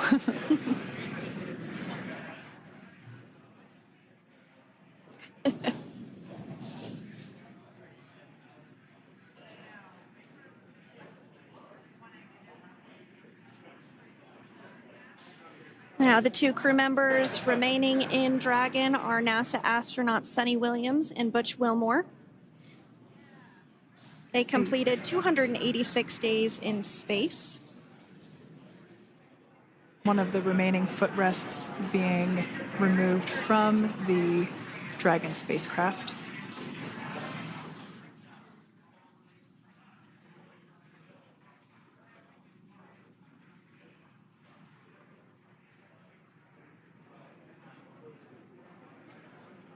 As I said before, we generally try to have the crew members that are located in the two center seats aboard Dragon, and we like to have them egress first if possible, as it creates a little bit more movable working room inside the spacecraft. There is a recovery crew member inside that is helping all of our Crew 9 crew egress or exit from the spacecraft.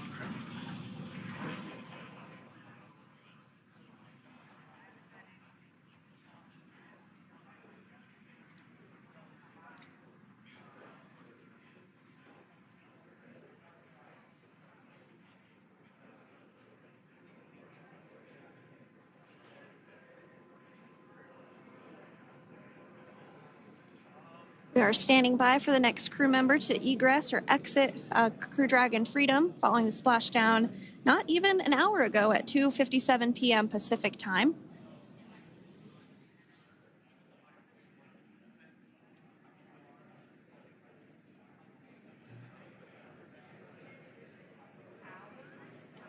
Really have the recovery operations down pretty quick at this point. Yeah, it's pretty incredible to think that, just 5 years ago when we were doing the initial demonstration missions of the Dragon for Crew Dragon, that now we're under about 30 minutes for, to retrieve the spacecraft from the water, and just several minutes here while it's been on board and to get everyone, really to get that side hatch open.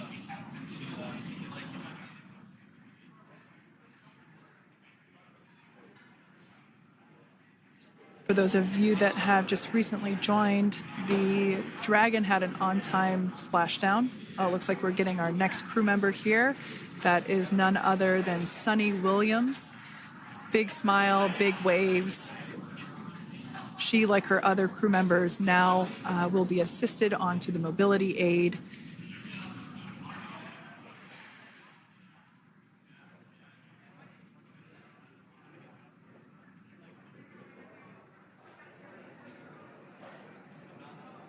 There we have it, some waves, some thumbs up, and some smiles. Definitely seems to be a theme among all recovery operations. Absolutely. And of course, that leaves NASA astronaut Butch Wilmore inside Dragon in seat 4.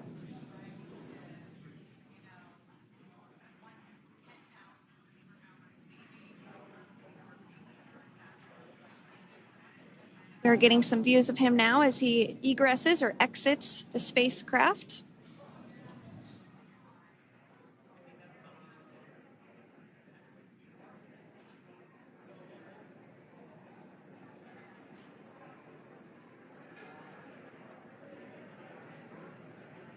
Once again, some elation and cheers there from Butch Wilmore.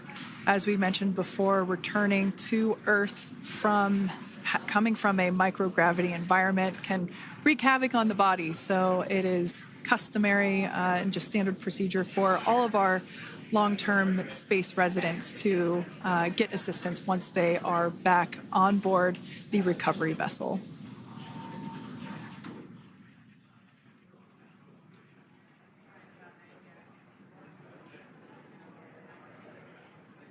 Well, now that Nick, Butch, Sunny, and Alexander are safely back home on Earth and getting checked out by the NASA medical team, we're going to wrap up our live coverage of their return. The Crew 9 mission began a little differently than usual since Butch Wilmore and Sunny Williams were already aboard the space station when Nick Hague and Alexander Gorbunoff arrived on the Crew 9 spacecraft in September.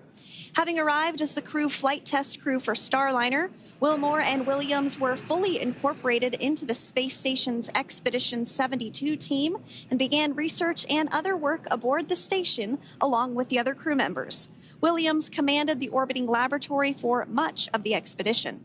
After a successful liftoff and separation from Falcon 9, Nick and Alexander made a short flight on board Dragon to the International Space Station. Veterans of long-duration space station missions, both Williams and Wilmore conducted spacewalks during their 9 months in space. Like all crews on the station, Crew 9 had the ability to leave at any point had there been an emergency. With their full-duration mission coming to an end, the crew began packing up their personal items for their return to Earth about a week ago and worked through tasks and shared lessons learned with Crew 10 teams as they arrived a few days ago. Their journey home began about 17 hours ago when they closed the forward hatch to Dragon and undocked from the space station at 10:05 p.m. Pacific, 1:05 a.m. Eastern. After 4 successful departure burns and a phasing burn to line up their orbit, Nick, Butch, Sunny, and Alexander rested for a few hours before waking up to prepare for re-entry this morning. We jettisoned Dragon's trunk and performed our final on-orbit maneuver, the approximately 7.5-minute-long deorbit burn, and that occurred at 2:11 p.m. Pacific, 5:11 p.m. Eastern Time. And that sent Dragon on its path home. The spacecraft re-entered the Earth's atmosphere and slowed its descent with successful deployments of 2 drogue parachutes and 4 main parachutes, with the final splashdown occurring off the coast of Tallahassee, Florida at 2:57 p.m. Pacific, 5:57 p.m. Eastern. Following that successful splashdown, we saw SpaceX recovery experts move in and prepare Dragon Freedom for its lift onto the recovery vessel. And just a little less than an hour following splashdown, we saw Nick, Sunny, Butch, and Alexander make their way out of Dragon and into the recovery ship's medical facilities, safe and sound. Next up, they'll catch a helicopter flight back to shore, where they'll transfer to aircraft that will take them home. The astronauts will take a NASA plane for the short flight back to Houston, where they'll be reunited with family and friends to bring an end to this mission. It's been an honor and a privilege to share their journey with all of you as we continue this new era in human spaceflight. Return today marks the end of the direct handover we executed after successfully launching the Crew 10 mission to the space station just last week on Friday, March 14th. Thank you, as always, for joining us for tonight's coverage of the splashdown of Crew 9. Remember to follow SpaceX on X and NASA online and on social media for updates for the very latest on crew and cargo flights to and from the International Space Station. And we'll continue to share the progress of Nick, Sunny, Butch, and Alexander on social media as they travel back home. We do also have a post-splashdown media briefing coming up at approximately 4:30 p.m. Pacific, 7:30 p.m. Eastern, where leadership will share a final update as we conclude this successful mission. So, from all of us at NASA and SpaceX, welcome home, Crew 9. So long.